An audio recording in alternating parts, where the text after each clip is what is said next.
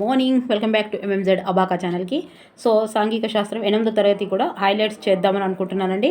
ఎందుకంటే హైలైట్స్ నుంచే ఇంతకుముందు డిఎస్సిలో కానీ టెట్లో కానీ అందులో నుంచి వచ్చాయి. ఇక రాబోయే ముందు కూడా అలాగే వస్తాయనే ఉద్దేశంతో సో ఇవి కొన్ని హైలైట్స్ ఒకసారి చూద్దాం. ఎందుకంటే తెలుగు రాసిన వాళ్ళకి అంటే ప్రతి వీడియోలో ఎందుకు చెప్తున్నానంటే ఫస్ట్ టైం ఎవరైతే చూస్తున్నారో వాళ్ళకి అర్థం కావాలని.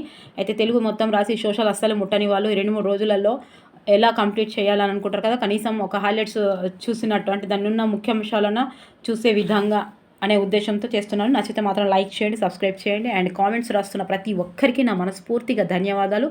అండ్ దయచేసి మీ నుంచి కోరుకునేది ఒక లైక్ అండి. లైక్ చేస్తే నాకు కూడా కొంచెం బూస్టింగ్ దొరుకుతుంది, ఇంకా చేయాలనే ఒక మంచి ఎంకరేజింగ్ దొరుకుతుంది. అండ్ తప్పకుండా సబ్స్క్రైబ్ చేయండి, లైక్ చేయండి, షేర్ చేయండి. అండ్ చేస్తున్న వాళ్ళకి ప్రతి ఒక్కరికి నా మనస్ఫూర్తిగా ధన్యవాదాలు. సో 8వ తరగతి ఇదిగోండి, ఈ బుక్ నా దగ్గర ఇప్పుడు ఉంది. ఇగో 2021 మీ దగ్గర ఏడు ఉందో చూడండి. సో ఇది కూడా ఇగో అట్టపైన కూడా చూసుకోండి. సో దీనికి ఏం గురించి, సో ఇది దీక్ష గురించి ఇచ్చారు. దీక్ష దేని గురించో కామెంట్ బాక్స్లో కామెంట్ చేసి రాయండి ఒకసారి. ఇదిగోండి ఈ అట్ట మీద కూడా ఒకసారి చూడండి.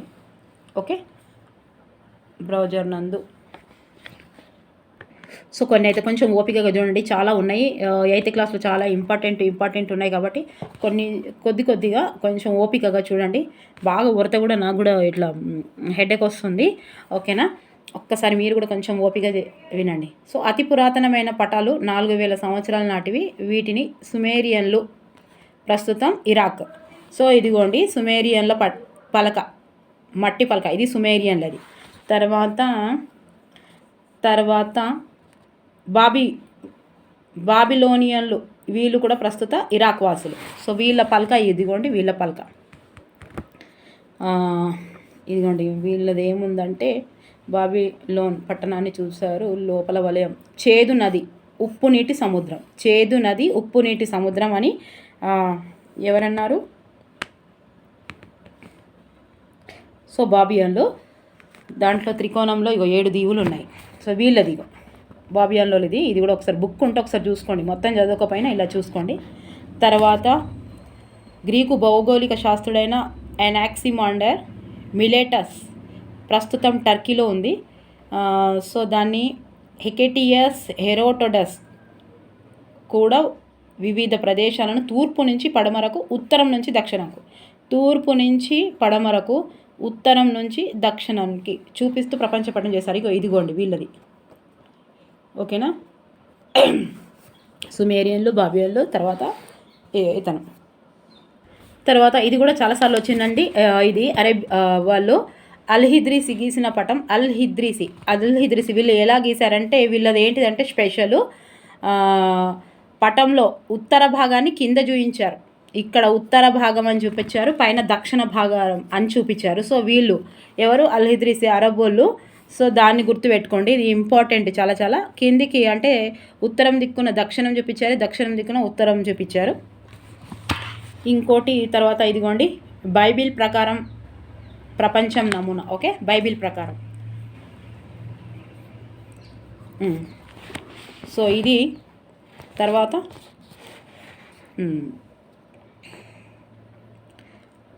అమెరికాలోని 3 ఏసుక్రీస్తు జన్మాన జెరూసలం ఖండం పెద్దదని యూరోప్, అమెరికా చెప్పింది. సో ఈ ప్రాంతంలో 1480ల ప్రాంతంలో టాలమీ పుస్తకాలను యూరోపియన్లు తిరిగి కనుగొన్నారు, కానీ అతను గీసిన పటాలు దొరకలేదు. సో వివిధ ప్రదేశాలను టాలమీ సరిగ్గా గుర్తించడం చూసి వాళ్ళు ఆశ్చర్యపోయారు. సో టాలమీ వివరణల ఆధారంగానే కొత్త పటాలు తయారు చేశారు. ఓకేనా, ఇది ఇంపార్టెంట్. టాలమీ పుస్తకాలను చదివి గణిత శాస్త్ర కొలతలను అనుగుణంగా గీసిన పటాలండి. ఇందులోకి వెళ్ళి ఖచ్చితంగా ఒక క్వశ్చన్ వస్తుంది. సో ఇదిగోండి ఇప్పుడు ప్రస్తుతానికి ఇదిగో అక్కడ గెరాటర్స్ మెర్కెటర్ 16వ శతాబ్దం గీసిన ప్రపంచ పటం. ఇది తర్వాత ఈయనది చాలా ఇంపార్టెంట్. ఇప్పటి వరకు కూడా మనము దేన్ని వాడుతున్నాము చూడండి. ఇక్కడ వరకు ఖండాల పరిమాణము, దూరాల వక్రీకరణలు ఉన్నప్పటికీ ఖండాల ఆకారం దిశలు సరిగ్గా చూపించే విధానాన్ని మెర్కెటర్ రూపొందించాడు. ఓకే, మెర్కెటర్ ఇలా చదివితే బాగుంటుందండి. టెక్స్ట్ బుక్లో ఇలా చదివితే నీట్గా మనకు అర్థమైపోతుంది అండ్ గుర్తుపట్టగలుగుతాం, చదవాలని ఇంట్రెస్ట్ వస్తుంది. తర్వాత ప్రపంచాన్ని చూపించడానికి నేటికి ఈ మెర్కెటర్ పద్ధతిని వాడుతున్నారు. సో ఇందులో నుంచి కూడా క్వశ్చన్ రావచ్చు. ఈ రోజుకి ఇప్పటికీ మనం వాడుతున్నది ఏది అని మెర్కెటర్ రూపొందించాడు. ఓకే, తర్వాత బ్రిటిష్ కాలంలో తయారు చేసిన భారతదేశ పటం ఒక్కసారి చూడండి.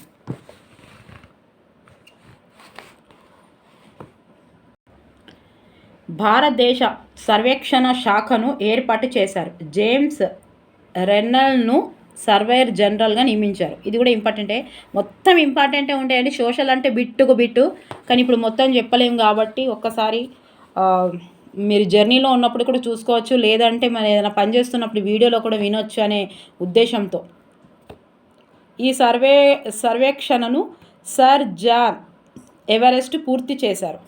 ఓకే, సో ఇదైతే వెరీ వెరీ వెరీ ఇంపార్టెంట్. ఇది రాకుండా ఉండాలండి. టెట్ అయినా ఉండదు, డిఎస్ అయినా ఉండదు, ఏదైనా ఉండదు. మరి చూడండి ఒక్కసారి, ఇది మనము ముదురు ఆకుపచ్చ, లేత ఆకుపచ్చ, గోధుమ, పసుపు పచ్చ రంగు, ముదురు ఊదా, లేత ఊదా, పసుపు పచ్చ, లేత ఎరుపు, లేత నీలం, ముదురు నీలం, తెలుపు, నలుపు. సో ఫస్ట్ నలుపు. నలుపు అనగానే సరిహద్దులు గుర్తుపెట్టుకోవాలి. నలుపు ఇది ఫస్ట్ నేర్చుకుందాము. ఇది చాలా సింపుల్గా నలుపు, నల్ల కలర్. నల్ల కలర్ అంటే సరిహద్దులు, ఇక సరిహద్దులు తీసుకోవాలి. నల్లగా అంత ఇక నల్లమొహం వేసుకుంటే ఎవరికి ఓరాదు కదా. సరిహద్దులు గీసుకోవాలి. నల్లమొహం పెట్టుకొని సరిహద్దులు గీసుకోవాలి. నవ్వొద్దండి, గుర్తుంటుంది, చాలా కన్ఫ్యూజ్ అవుతారు. నల్లది నలుపు ఇక నల్లముఖం వల్ల అంతా సరిహద్దులు గీసుకుంటారు. జోక్గా అనుకోవద్దండి, సో ఎవరిని ఉద్దేశించి కాదు. ఓకే, తర్వాత ఇంకా చాలా సింపుల్గా ముదురు ఆకుపచ్చ. ముదురు ఇక డార్క్ ఉంటుంది కదా, అడవిగా డార్క్ ఉంటుంది కాబట్టి పెద్ద అడవి.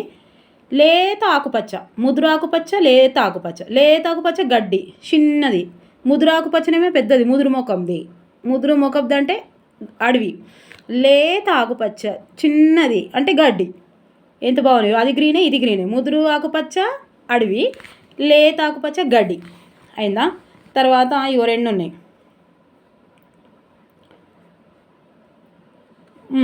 ముదురు నీలం అంటే మనకు తెలుసు, ఇవి సముద్రాలు, మహాసముద్రాలు నీలం ఉంటాయని. ముదురుగా అన్ని ముదురు అంటే పెద్దవి కదా, ముదురు అంటే పెద్దలు కదా, ఇక పెద్దవి. ముదురు అంటే పెద్దవి. ముదురు నీలం సముద్రాలు, మహాసముద్రాలు. లేత నీలం వచ్చేటోళ్ళకి ఈజీయే, కొంచెం గుర్తుపట్టే వాళ్ళకు. లేత నీలం చెరువులు, నదులు, కాలువలు. వీళ్ళకంటే చిన్నోళ్ళు కదా వీళ్ళు ముదిరినోళ్ళు, వీళ్ళు చిన్నోళ్ళు. వాళ్ళు కూడా ఇది కూడా ముదిరింది, ఇదేమో లేతది. అయిపోయిందా.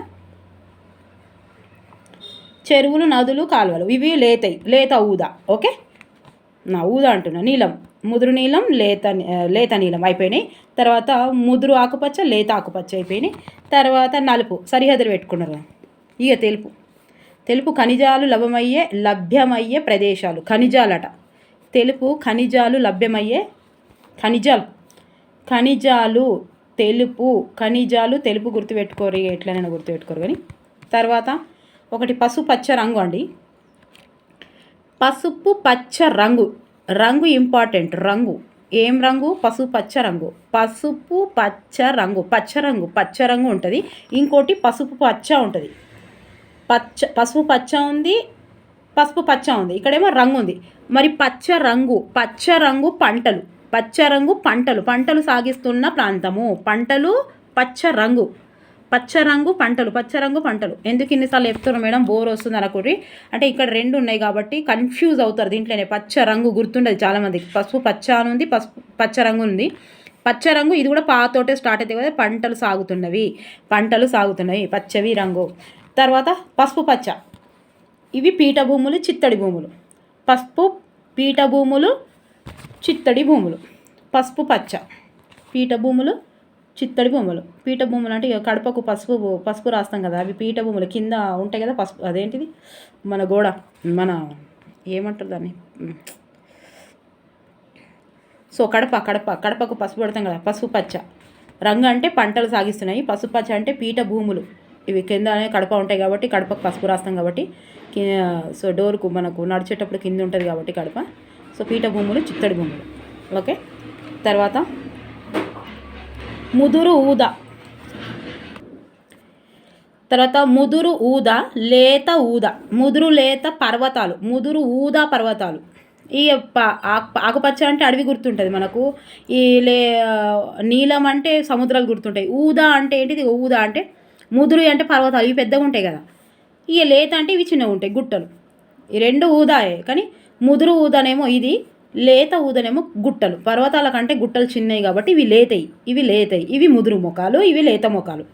అన్నిటికీ ఇదే ముదురు మోకలు, ఇది లేత మోకం, ఇది కూడా ముదురు మోకం, ఇది ముదురు మోకం, అది లేత మోకం. అన్నీ పెద్దవి మంచిగానే గుర్తుంటాయి మనకు. ఇవి చూడండి ఒక్కసారి. అయిపోయినాయి. ఎన్ని అయిపోయినాయి? ఇవి అయిపోయినాయి. ఇంకొకటి ఏదో మిగిలినట్టుంది. ఏది మిగిలింది? నలుపు అయిపోయింది. ఓకే, తెలుపు అయిపోయింది, ముదురు అయిపోయింది, లేత అయిపోయింది. ఎరుపు ఉన్నది, ఎరుపు, లేత ఎరుపు. మరి ముదురు ఎరుపు ఏడున్నది?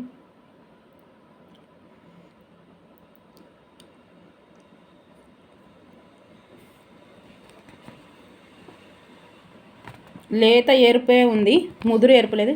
లేత ఎరుపు, ఎర్రది బంజరు భూమి, ఎర్ర బంజరు భూములు పగిలి ఉంటాయి కానీ ఎర్రగా ఉంటాయట బంజరు భూములు. చూడండి, లేత ఎరుపు బంజరు భూమి. ఓకే, అయిపోయినాయి. పటాలు అయిపోయినాయి. గుర్తుపెట్టుకొని నవ్వొద్దు. మీకు నచ్చితేనే అప్లై చేసుకోండి. ఓకే, సో ఇక అన్నీ ఇంపార్టెంట్ చెప్దామంటే ఇక్కడికి వెళ్ళి కథలు వస్తలేదండి, కథల బుద్ధి అయితే లేదు. ఇగో జనసాంద్రత పటాలు. ఒక గ్రామ వైశాల్యం 10 చదరపు కిలోమీటర్లు ఉండి అందులో 1000 మంది ప్రజలు ఉంటే ఆ గ్రామ జనసాంద్రత ప్రతి చదరపు కిలోమీటర్కి 100. ఎన్నికి చదరపు కిలోమీటర్కి? ప్రతి చదరపు కిలోమీటర్కి 100.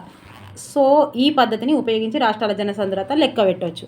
జనసాంద్రత లెక్కడానికి ఎన్ని చదరపు కిలోమీటర్లకి లెక్క పెడతారు జనసాంద్రత అవుతాడు. ఇక్కడ ఏమి ఇచ్చిండి చూడండి, మీరు రాయండి.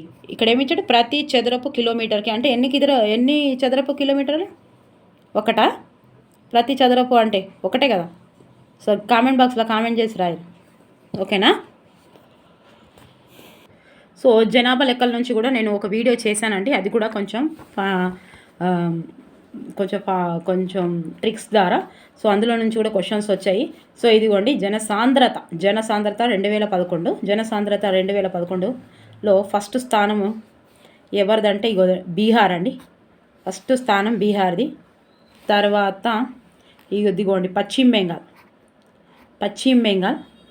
Third one Kerala 800. ఇది ఒక్కసారి చూసుకోండి మీరు. And fourth one Uttar Pradesh. ఇదిగోండి ఉత్తరప్రదేశ్. ఓకేనా? అంతే, ఇక 4th ఉన్నాయి. ఇక తర్వాత మీరు ఇక లెక్క వేసుకోరు. స్క్రీన్ షాట్ తీసుకునేది అంటే ఒక్కసారి ఇట్లా బస్సులో కూర్చొని చూడొచ్చు కదా, ఇట్లా స్క్రీన్ షాట్ తీసుకోండి. ఓకేనా? సో దీంట్లో తెలంగాణ ఎక్కడుంది చూడండి. మీరు తెలంగాణ ఎక్కడుందో, ఏ ప్లేస్లో ఉందో గుర్తుపెట్టండి. ఇక తెలంగాణలో 307 ఉంది. మీరు ఈ స్క్రీన్ షాట్ చూసి ఒక్కసారి మీరు ఐడెంటిఫై చేస్తే తెలంగాణ ఎన్నో ప్లేస్లో ఉందో మనకు అర్థమవుతుంది. ఓకేనా? మీరు ఒక్కసారి చూసుకోండి. సో ఫస్ట్ బీహార్, తర్వాత పశ్చిమ బెంగాల్, కేరళ, తర్వాత ఉత్తరప్రదేశ్. ఇక తెలంగాణ తెలంగాణ మొత్తం లెక్క పెడితే ఏ ప్లేస్లో ఉందో ఒకసారి చూడండి. ఓకే, సో ఇదిగోండి, ఈ పటాలు మాత్రం తప్పకుండా చూసుకొని వెళ్ళండి. ఇక ఇవి ఇందులో నుంచి ఖచ్చితంగా వస్తాయి. భూమి తన చుట్టూ తాను తిరుగుతున్నప్పుడు దానితో పాటు దానిపైన ఉన్న గాలి, మబ్బులు, పక్షులు అన్నీ తిరుగుతాయి. సో అందుకే మనం బస్సులోనో రైల్లోనో ప్రయాణిస్తున్నప్పుడు కలిగిన అనుభూతి భూమి తన చుట్టూ తాను తిరుగుతున్నప్పుడు కలగదు. ఓకే, ఇక మళ్ళీ ఇంపార్టెంట్ అనిపిస్తుంది. కనుక భూమి పడమర వైపు నుంచి తూర్పుకు తిరుగుతున్నందువల్లనే మనకు సూర్యుడు, చంద్రుడు, నక్షత్రాలు తూర్పున ఉదయించి పశ్చిమాన అస్తమిస్తున్నట్టు భ్రమ కలుగుతుంది. తర్వాత భూమి తన చుట్టూ తాను తిరగడం వల్ల పగలు రాత్రులు సంభవిస్తాయి. ఇది కూడా భూమి తన చుట్టూ తాను తిరగడం వల్ల ఏం ఏర్పడతాయి? పగలు రాత్రులు ఏర్పడతాయి. గ్లోబ్ తీసుకొని కొంత దూరం నుంచి దాని మీదకు టార్చ్ లైట్ కాంతి ప్రసరింపజేయండి. టార్చ్ కాంతి వల్ల గ్లోబు మీద సగభాగం ప్రకాశవంతం అవుతుంది. సో ఈ కాంతి ముందు గ్లోబుని తిప్పుతూ ఉన్న సగభాగమే ప్రకాశవంతంగా ఉంటుంది. సూర్యుని చుట్టూ భూమి ఒకే తలంలో ఒకే దారిలో తిరుగుతూ ఉంటుంది. సో దీనినే కక్ష అంటారు. సో ఈ తలాన్నే కక్షతలం అంటారు. చూసారా, ఇంకా ఒక్కటి కూడా ఉండదండి, అన్నీ ఇంపార్టెంటే ఉంటాయి. ఒకసారి ఇవైతే ఇంకా చాలా చాలా ఇంపార్టెంట్. ఇలా బాక్సులల్లో కలర్లల్లో ఇచ్చి డబ్బాలు కొట్టి ఇచ్చినవి మాత్రం అస్సలే వదలొద్దు. చదివిన వాళ్ళకు రివిజన్ అవుతుంది. కొత్తగా చూస్తున్న వాళ్ళు 2 టైమ్స్ చూడండి, తప్పకుండా అందులో వచ్చే అవకాశం ఉంది.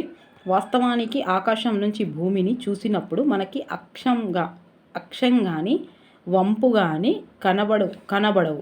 సో మనకు సూర్యుడు చంద్రుడు కనబడినట్లే భూమి కూడా గుండ్రటి పళ్ళెంలాగా కనబడుతుంది. ఈ వంగి ఉండడం ఉన్నది ఊహాజనితమైన అక్షరేఖ నుంచి ఉంది కాబట్టి అది మనకు కనబడదు.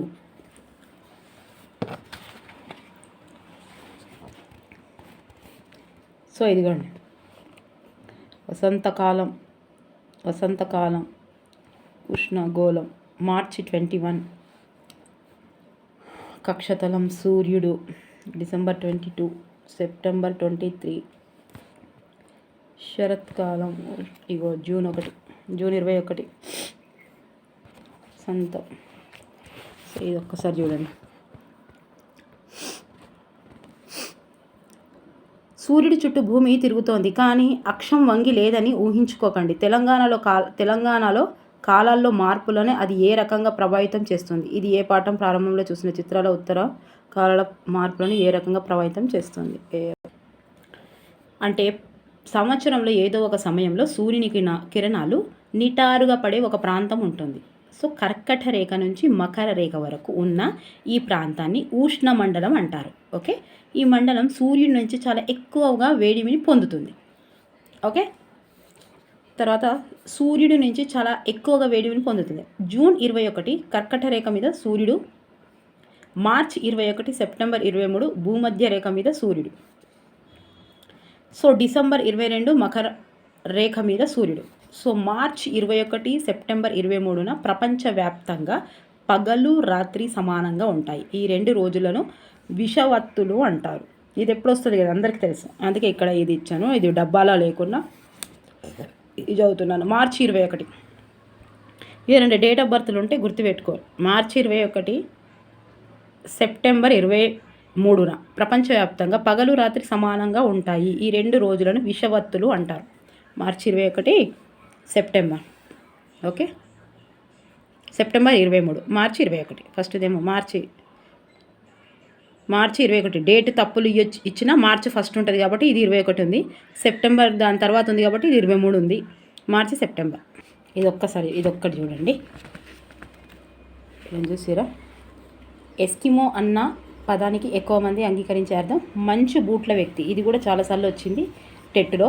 ఎస్కిమోలు మంచు బూట్ల వ్యక్తి. ఎస్కిమోలు పిలువబడే వారిలో 2 ప్రధాన బృందాలు ఉంటాయి. సో ఇన్యూట్, యూపిక్ వాళ్ళ భాషలో ఇన్యూట్ అంటే ప్రజలు లేదా అసలు ప్రజలు అనే అర్థం. సైబేరియా ప్రస్తుతం ఉత్తరాసియా రష్యాలో ఉంది. తర్వాత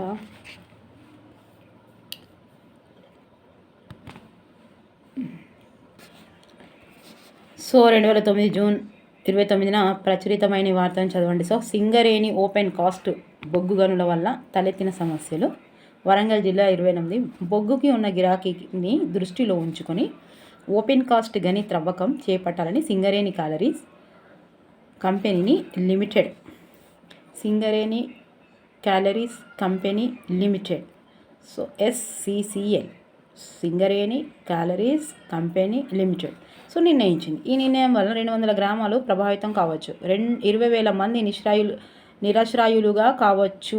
ఈ గనుల వల్ల 3,000 హెక్టార్ల అడవులు కూడా ప్రభావితం అవుతాయని అంచనా. సో భూగర్భ గనుల ద్వారా రోజుకి 15 టన్నుల బొగ్గు తవ్వగలిగితే ఓపెన్ కాస్ట్ ద్వారా రోజుకి 10,000 టన్నుల బొగ్గు తీయవచ్చు. సో దీనికి ఖర్చు కూడా చాలా తక్కువ అవుతుంది. సో SCCLలో ఉన్నతాధికారి ఒకరు తెలిపారు. ఇది ఇలా ఉండగా ఓపెన్ కాస్ట్ గనుల త్రవ్వకం వల్ల వేలాది కుటుంబాలు స్థితులవుతాయి. సో పదుల సంఖ్యల గ్రామాలు దెబ్బతింటాయి, స్థానికుల జీవనోపాధులు దెబ్బతింటాయి. కంపెనీ అధికారి ప్రకారం అడవులు నరికివేత విస్తరణలో కొత్తగా అడవులను వృద్ధి చేస్తారు. తర్వాత దానికి అయ్యే ఖర్చును భరిస్తారు. 1 హెక్టారుకు 4.38 నుంచి 10.43 లక్షల రూపాయలు ఇందుకు చెల్లిస్తారని ఆ అధికారి చెప్పాడు. సో ఈ గనుల వల్ల త్రవ్విన మట్టి, రాళ్ళు, గుట్టలు, ఏర్పడిన వాగులు, నదులు ప్రవాహానికి ఆటంకం కలిగిస్తాయని, భూగర్భ జలాలు కలుషితమవుతున్నాయని, తాగునీటిని కూడా కొరత ఏర్పడుతుందని స్థానిక ప్రజలు ఫిర్యాదు చేశారు. ఓకే, సింగరేణి ఇంకా లోపల మొన్న కూడా సింగరేణి గురించి ఇచ్చాడు. ఇవి సింగరేణిలో దీన్ని ఏమంటారు, పేల్చడం అంటే బ్లాస్టింగ్. తర్వాత ఇదిగోండి దీనినే కోల్ సీమ్ అంటారు. దేనిని నిజానికి మేము ఒక బొగ్గు పొర దీనినే కోల్ సీమ్ అంటారు. సో ఇలాంటివన్నీ నేర్చుకోండి. ఇవి ఇచ్చే అవకాశం ఉండొచ్చు. మొన్న ఇచ్చాడు కదా డోలమైట్.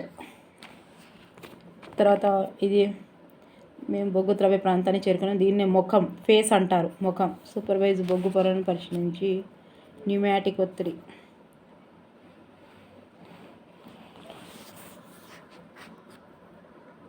డిటోనేటర్ నొక్కారు. సో ఇవన్నీ గుర్తుపెట్టుకుని అప్పుడు హెచ్చరిక ఒక ఈల వేసి డిటోనేటర్ నొక్కారు. ఉన్నట్టుండి గని అంతా పేలుడు శబ్దంతో ప్రతిధ్వనించింది. ఓకే, పేలుడు శబ్దం ఏమంటారు. సో ఇదిగోండి, ఇది ఒక్కసారి చూడండి. ఇక్కడ ఏముంది, రికరింగ్ డిపాజిట్ల మీద ఇచ్చే వడ్డీ ఫిక్స్డ్ డిపాజిట్ల మీద ఇచ్చే వడ్డీ కన్నా తక్కువ.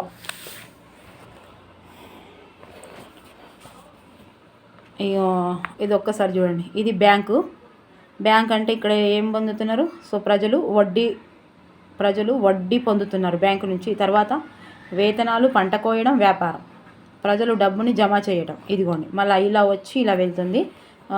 ఇవి ఇవ్వచ్చు. తర్వాత ప్రజలు రుణాలు పొందుతారు.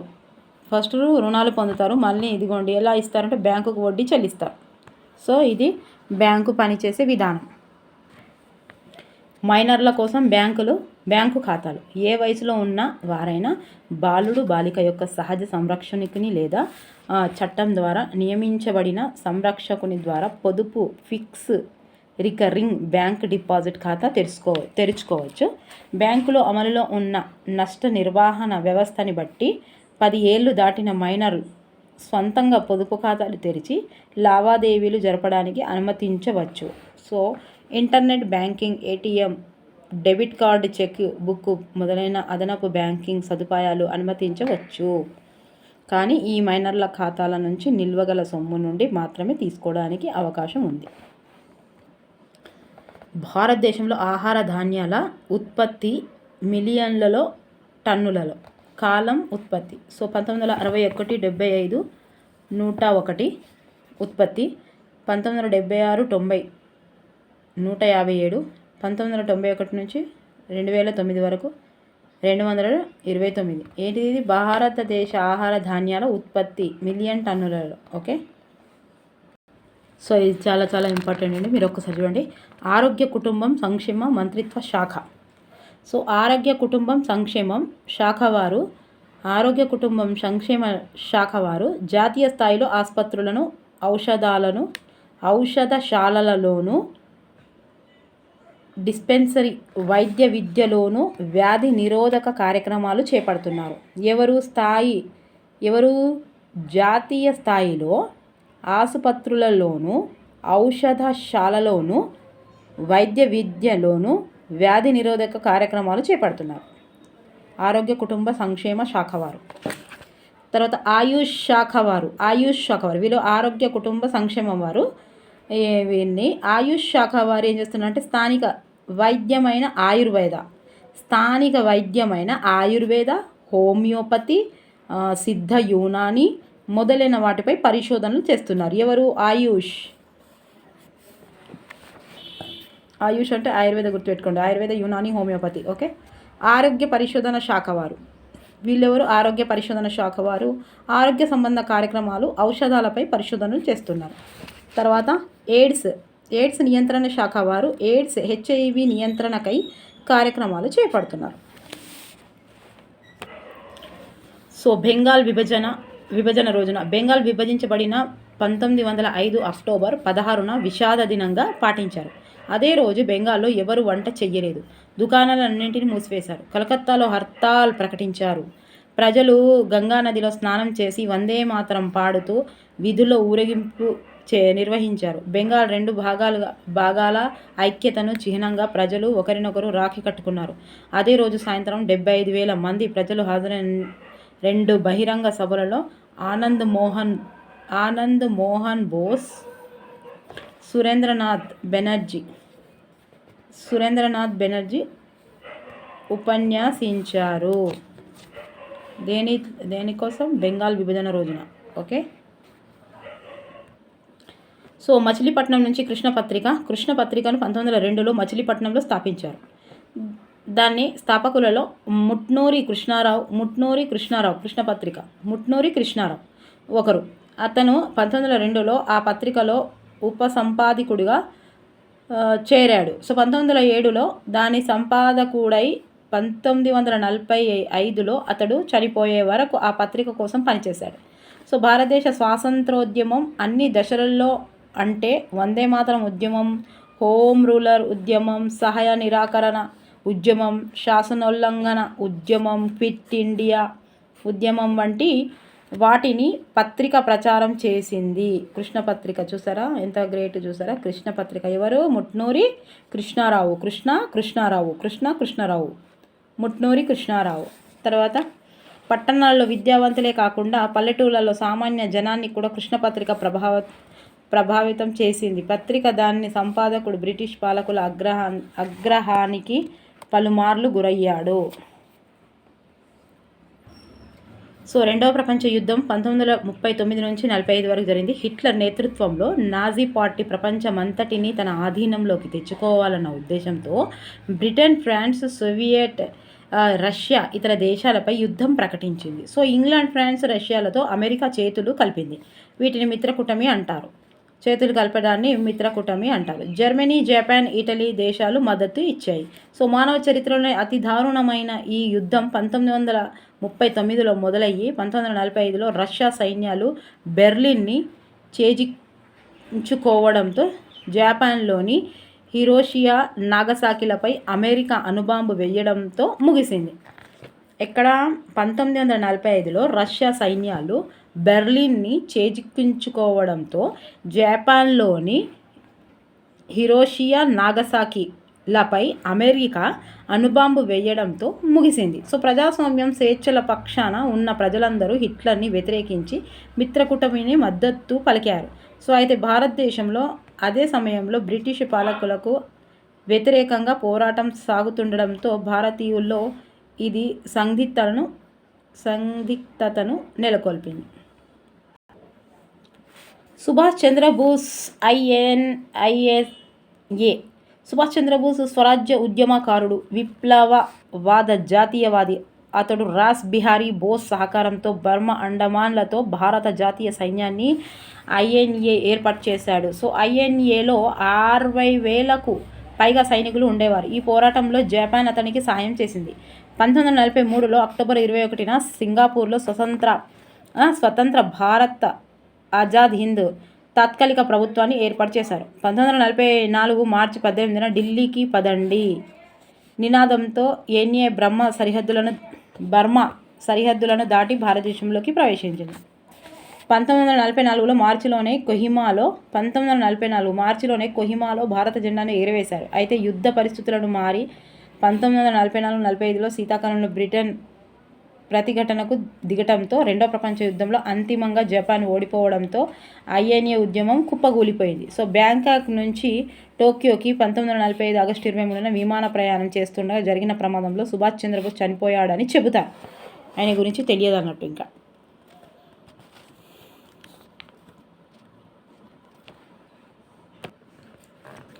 కొండా లక్ష్మణ్ బాపూజీ. సో కుల వివక్షతో కూడుకున్న గ్రామీణ నేపథ్యంలో కొండా లక్ష్మణ్ బాపూజీ నాయకుడిగా ఎదిగాడు. సో నిజామాబాద్ జిల్లా ఆర్మూర్ తాలూకాలో వెట్టిని చూసిన అతడు శ్రమ సంపద దోపిడీకి కులం వృత్తి ఎలా ఉపయోగపడుతుందో అతడు చూశాడు. సో నిజాం పరిపాలనను అంతమొదించడానికి సాయుధ చర్యలను సైతం బాపూజీ కోరుకున్నాడు. సో నిజానికి భౌతికంగా నిర్మూలించడానికి బాంబులు వేయటంలో అతను ప్రజలకు శిక్షణ ఇచ్చాడు. సో ఇతడు లాయరు విసునూరు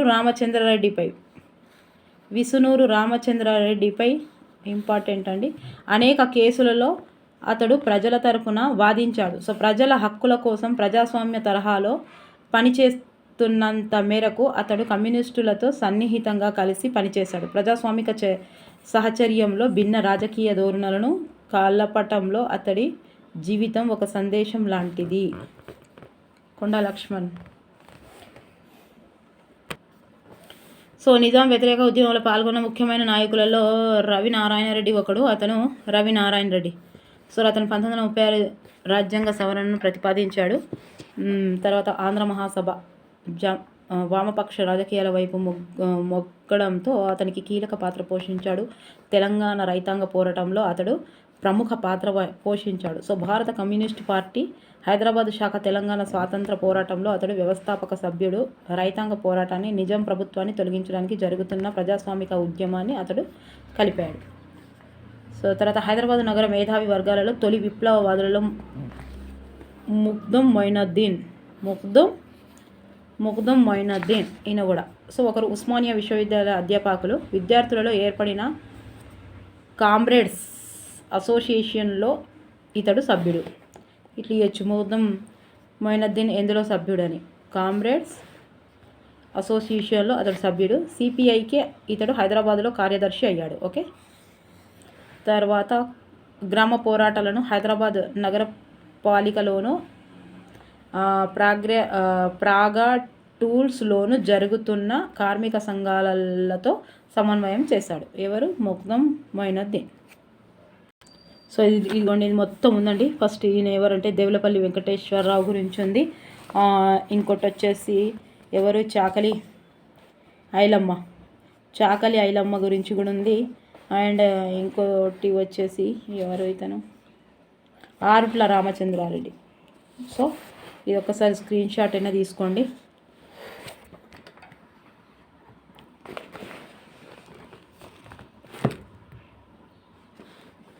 ఇట్లా సగం తీసుకోండి. ఈయనది ఒకసారి,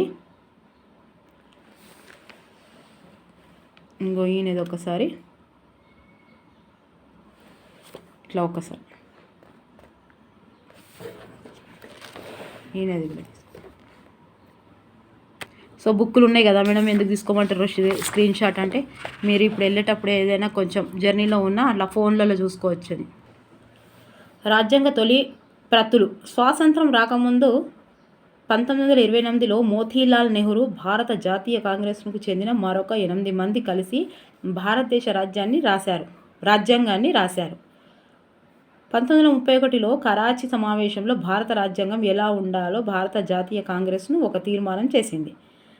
ఈ 2 పత్రాలు కూడా సార్వజనీన వయోజన ఓటు హక్కు, స్వేచ్ఛ, సమానత్వ హక్కు అన్న వాటిని కట్టుబడి ఉన్నాయి.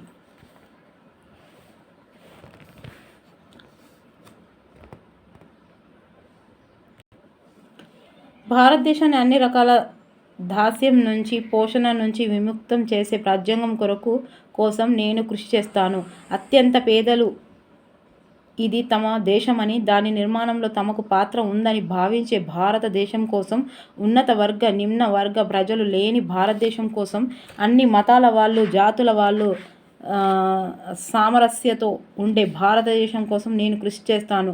ఇటువంటి భారతదేశంలో అంటరానితనం అనే శాపం, మత్తు పానీయాలు, మత్తు మందులు అనే శాపం ఉండవు. మహిళలకు పురుషులతో సమానంగా హక్కులు ఉంటాయి. ఇంతకంటే తక్కువ దానితో నేను సంతృప్తి పడను.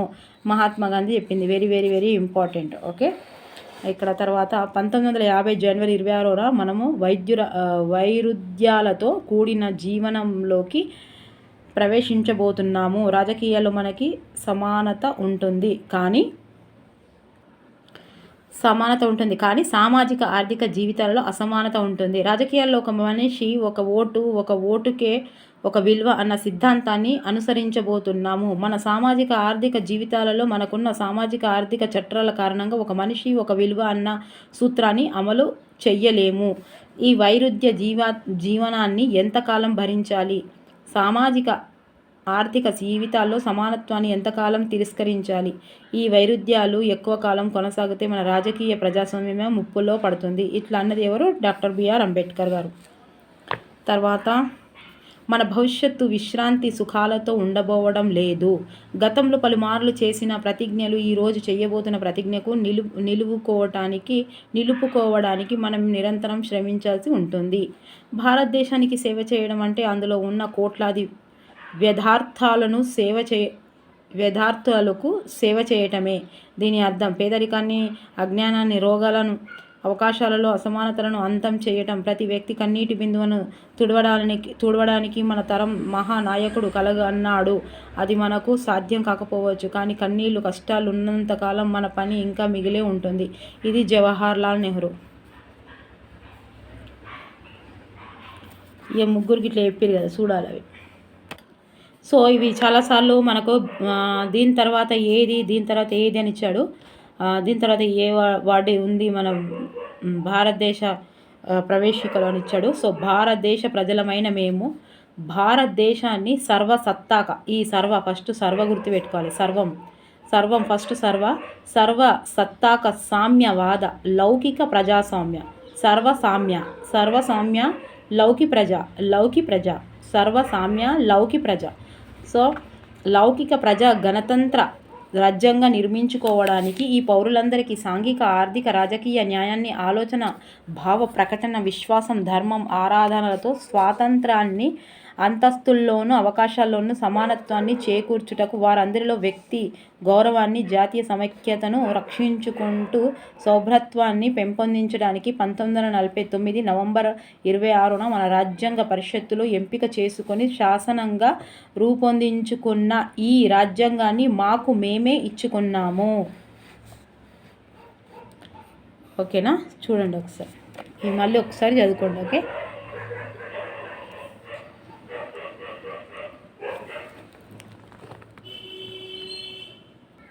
సో ఇదిగోండి, ఇది అమెరికా చదువుదాం, కొంచెం చిన్నగానే ఉంది. అమెరికా రాజ్యాంగ పీఠిక. అమెరికా దేశ ప్రజలమైన మేము మరింత మెరుగైన సంయుక్త దేశంగా ఏర్పాటు చేసుకోవడానికి, న్యాయస్థాపనకు, దేశంలో శాంతి వెల్లివిరిసేలా చేయడానికి, ఉమ్మడి రక్షణకు, ప్రజల సంక్షేమానికి చేపట్టడానికి, మేము రాబోయే తరాలను స్వేచ్ఛను అనుభవించడానికి ఈ అమెరికా రాజ్యాంగాన్ని ఏర్పాటు చేసుకుంటాం. దక్షిణ ఆఫ్రికా ప్రజలమైన మేము ఇదా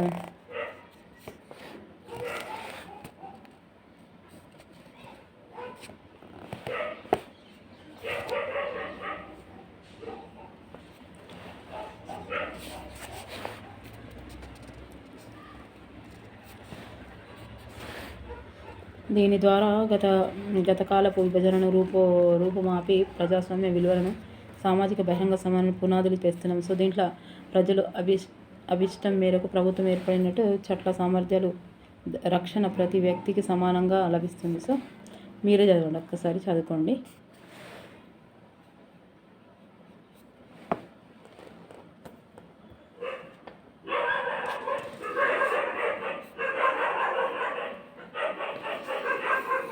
బయట చూసారా కుక్కలు ఎట్లా మరుగుతున్నాయో?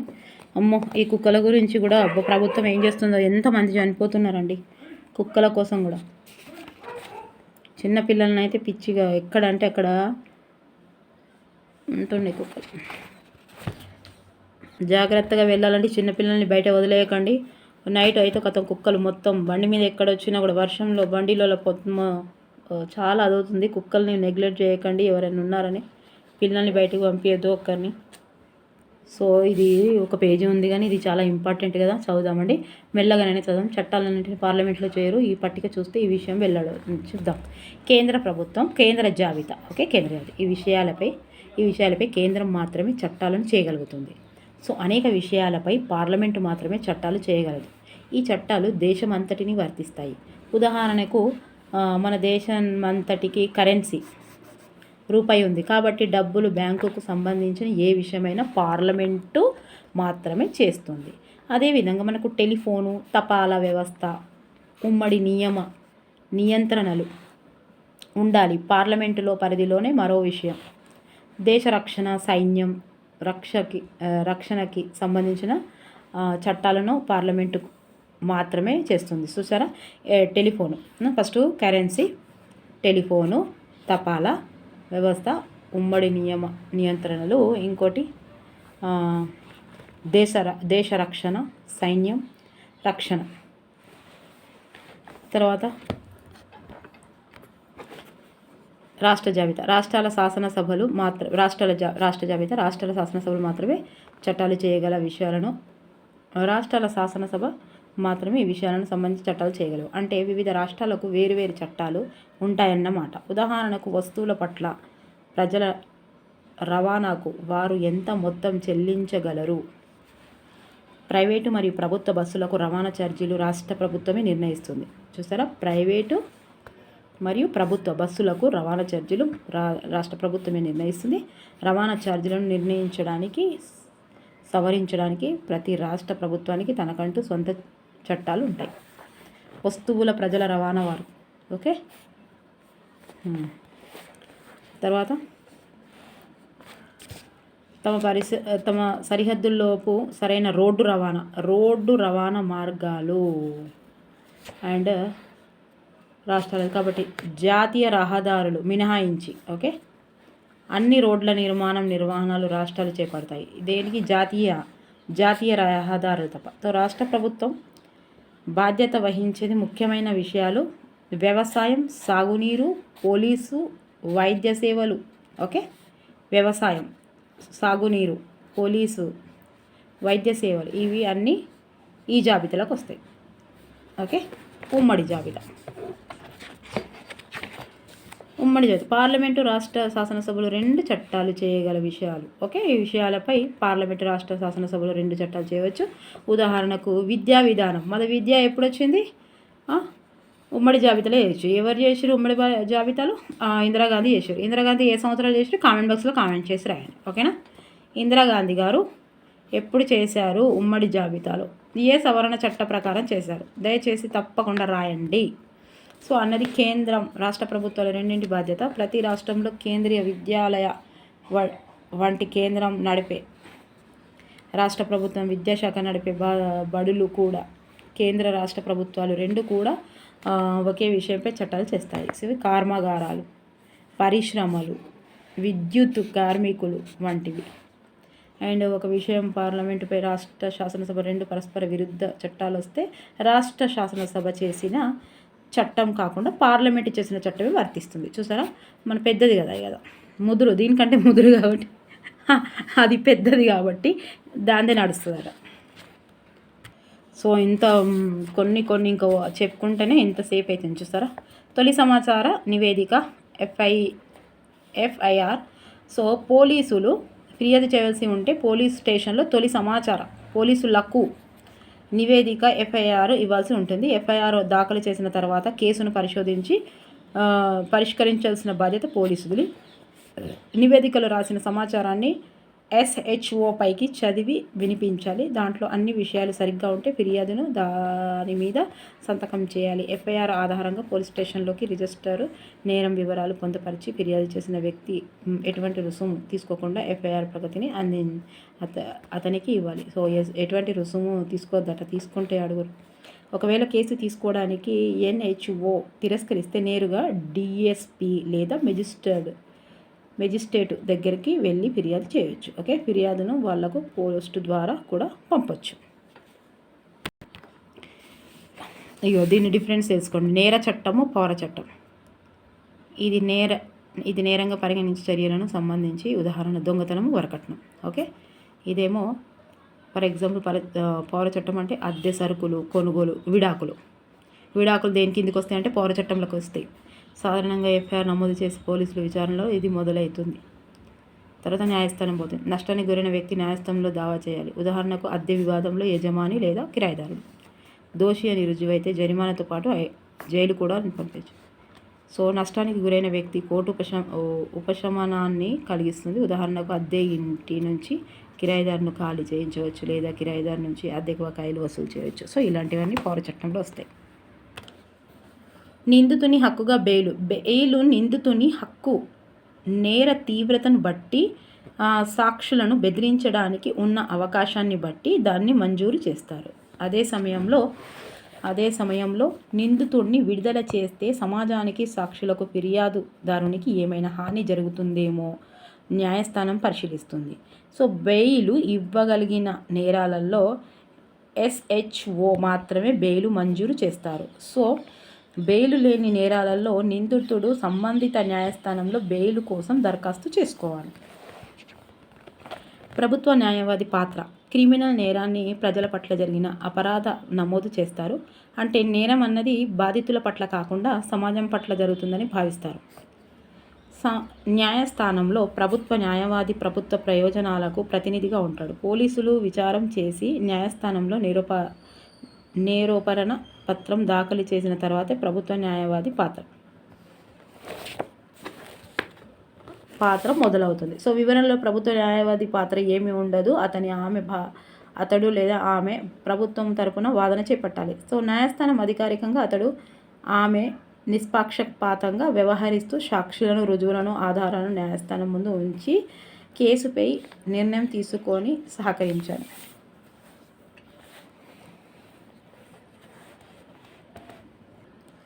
సో న్యాయమూర్తి ఆటలో అంపైర్ వంటివాడు. అతడు విచారణను నిష్పక్షపాతంగా బహిరంగంగా నిర్వహిస్తాడు. సో సాక్షులందరూ చెప్పేది, ప్రతివాది అందించే రుజువులను న్యాయమూర్తి పరిశీలిస్తాడు. తన ముందు ఉంచిన సాక్ష్యాల ఆధారంగా నేరం ఆరోపించబడిన వ్యక్తి చట్టం ప్రకారం దోషో కాదో న్యాయమూర్తి నిర్ణయిస్తాడు. సో నిందితుడు దోషి అని నిరూపింపబడితే శిక్ష విధిస్తూ తీర్పు వివరిస్తాడు. సో చట్టం ఏం చెబుతుంది అన్నదాన్ని బట్టి అతడికి జైలు శిక్ష వేయవచ్చు లేదా జరిమానా వేయవచ్చు, 2 విధించవచ్చు. సో ఈ స్థాయిలు అడగవచ్చు. స్థాయి 1 సుప్రీంకోర్టు, స్థాయి 2 హైకోర్టు, స్థాయి 3 ఈ క్రింది స్థాయి కోర్టులు. ఈ క్రింది ఏంటి? సెషన్స్ కోర్టులు, జిల్లా స్థాయి కోర్టులు. సెషన్స్ అంటే జిల్లా కోర్టు, జిల్లా స్థాయిలో క్రిమినల్ కేసులు. జిల్లా కోర్టు జిల్లా స్థాయిలో సివిల్ కేసులు. ఈ 3 స్థాయిల్లో వస్తాయి. సివిల్ కేసులు ఒకటేమో క్రిమినల్ కేసులు జిల్లా స్థాయిలో, ఇదేమో సివిల్ కేసులు 2. ఒకటి క్రిమినల్ కేసులు, జిల్లా కేసులు. క్రిమినల్ కేసులో assistant sessions judge, judicial magistrate, division స్థాయిలో క్రిమినల్ కేసులు ఉంటాయి. తర్వాత స్పెషల్ కోర్టు, బాలల కోర్టు, డివిజన్ స్థాయి కోర్టు ఉంటుంది. ఓకే, దీంట్లో క్రిమినల్ కేసులలో స్పెషల్ కోర్టు, బాలల కోర్టు, డివిజన్ స్థాయి కోర్టు. దీంట్లో ఏముంటాయంటే జూనియర్ సివిల్ జడ్జ్, డివిజన్ స్థాయిలో సివిల్ కేసులు. సో అవి క్రిమినల్ కేసులు, ఇవి సివిల్ కేసులు. ఓకే, క్రిమినల్ కేసులు అంటే దేని కిందికి వస్తాయి, సివిల్ కేసులు దేని కిందికి వస్తాయి, దయచేసి మీరు రాయండి. ఓకేనా? ఇవి ఎంత హానికరమైనవి, ఇవి దేనికి సంబంధించి, భూమిలకు సంబంధించినయా, మరి ఇవి దొంగలకు చంపబడయా? ఒక్కసారి మీరు మంచి చెప్పండి. క్రిమినల్ అండ్ సివిల్ కేసులు. ఓకే, సుప్రీంకోర్టు, హైకోర్టు అండ్ కింది స్థాయి కోర్టు 3 ఉంటాయి. సో ఇది కూడా చాలా ఇంపార్టెంట్. తెలంగాణ భూస్వామ్య విధానం, సాయుధ రైతాంగ పోరాటం పట్ల దేశంలోని చాలామంది ఆందోళన వ్యక్తపరిచారు. సో భూ కేంద్రీకరణ సమస్యను శాంతియుత పద్ధతుల ద్వారా, అంటే భూదాన ఉద్యమం ద్వారా పరిష్కరించాలని సర్వోదయ నాయకుడు ఆచార్య వినోబా భావే భావించాడు. సో భూదానం అంటే భూమి లేని వాళ్ళకి భూమి దానం ఇవ్వటం. ఓకే, ఇతడు భూస్వాముల నుంచి స్వచ్ఛందంగా భూమిని పొంది దానిని భూమి లేని వాళ్లకు దానం చేయాలని అనుకున్నాడు. అయితే 1951 ఏప్రిల్ 18న వినోబా భూదాన ఉద్యమాన్ని ప్రారంభించాడు.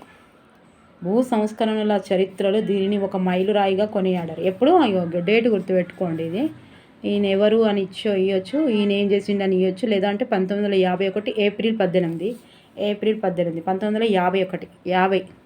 సో 50లో 1 కలిపితే 51. ఓకే, తర్వాత మైలురాయిగా సర్వోదయ ఉద్యమానికి హైదరాబాద్ దగ్గర ఉన్న శివరాంపల్లికి వచ్చాడు. అక్కడి నుంచి యాదాద్రి జిల్లాలోని పోచంపల్లికి పాదయాత్ర చేశాడు. యాదాద్రి జిల్లాలోని పోచంపల్లికి పాదయాత్ర చేశాడు. గ్రామంలో చెరువు దగ్గర జువ్వి చెట్టు కింద ప్రార్థనా సమావేశాన్ని నిర్వహించాడు. సో ఆ సమావేశంలో షెడ్యూళ్ల కులాలకు చెందిన 40 కుటుంబాలకు తమకు భూమిని ఇప్పించమని కోరారు. ఆ సమావేశంలో షెడ్యూల్డ్ కులాలకు చెందిన 40 కుటుంబాలు తమకు భూమిని ఇప్పించమని కోరారు. ఆ సమావేశంలో తన తండ్రి జ్ఞాపకార్థము వెదిరే రామచంద్రారెడ్డి 250 ఎకరాలు దానంగా ఇచ్చాడు. చూసారా, భూమిని దానంగా పొందిన మొదటి వ్యక్తి మైసయ్య. ఈ ఘటనతో స్ఫూర్తి పొందిన వినోబాజీ భూదాన ఉద్యమాన్ని చేపట్టాడు. ఆ తర్వాత దీనిని గ్రామ దాన ఉద్యమంగా మార్చాడు. దేశ వ్యాప్తంగా 44 లక్షల ఎకరాల భూమిని దానంగా పొందాడు.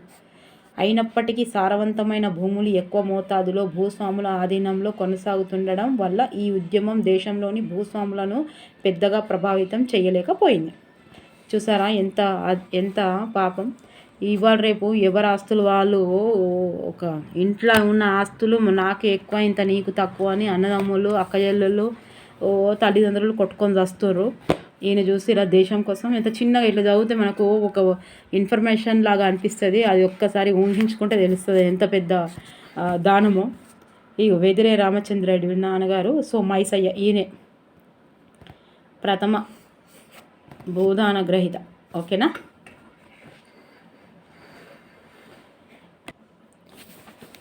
సుకృత్యం.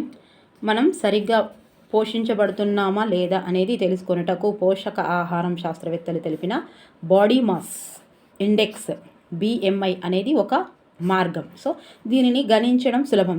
తరగతిలోని ప్రతి విద్యార్థి ఆమె ఇద్దరు బరువు మరియు ఎత్తును కనుక్కోండి. విద్యార్థి బరువును కిలోగ్రాములలో తీసుకోండి. గోడపై ఎత్తును సూచించే కొలతలను గీయడం ద్వారా ఎత్తు కొలతలను తీసుకోండి. సో కొలత తీసుకున్నప్పుడు తలను నిటారుగా, సో ఇదిగోండి ఇలా, ఇది డబ్బాలను ఇచ్చాడు కాబట్టి ఇంపార్టెంట్ అని చదువుతున్నాను. సో గోడపై ఎత్తును సూచించే కొలతలను గీయడం ద్వారా ఎత్తు కొలతలు తీసుకోండి. సో కొలతలు తీసుకున్నప్పుడు అతను నిటారుగా ఉంచేలా చూడండి. సెంటీమీటర్ల తీసుకున్న కొలతలను మీటర్లోకి మార్చండి. సెంటీమీటర్లలో తీసుకున్న కొలతలను మీటర్లోకి మార్చండి. సో కిలోలో తీసుకున్న విద్యార్థుల బరువును వారి ఎత్తు యొక్క వర్గంతో భాగించండి. సో మీరు పొందిన సంఖ్యను BMI అంటారు. చూసిరా ఒకసారి, మ్యాథ్స్ చెయ్యండి ఒకసారి వస్తుంది. తర్వాత పుస్తకం చివరి పేజీలో ఇచ్చిన BMI వయస్సు పట్టికను చూడండి. ఉదాహరణకు ఒక బాలిక 14 ఏళ్ళ 8 నెలల వయసు ఉండి BMI 15.2 ఉంటే ఆమె పోషక ఆహార లోపాన్ని కలిగి ఉందని అర్థం. అదేవిధంగా 15 సంవత్సరాల 6 నెలల వయసు ఉన్న బాలుడికి BMI 28 అయితే అతను అధిక బరువు కలిగి ఉన్నాడు అని అర్థం.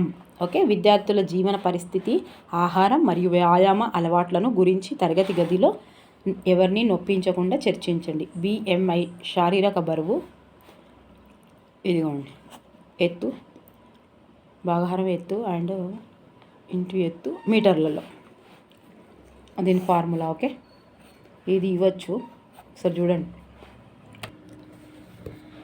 సో ప్రజా విచారణ.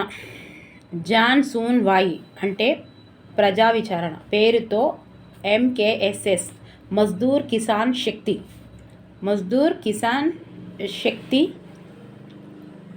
సంఘటన్ ఇది వచ్చి మనకు హిందీలో, తెలుగులో అడగవచ్చు, హిందీలో అడగవచ్చు. సో ఇది ఇచ్చి లేదా ఇది వచ్చి ఇది ఇచ్చి అడగవచ్చు.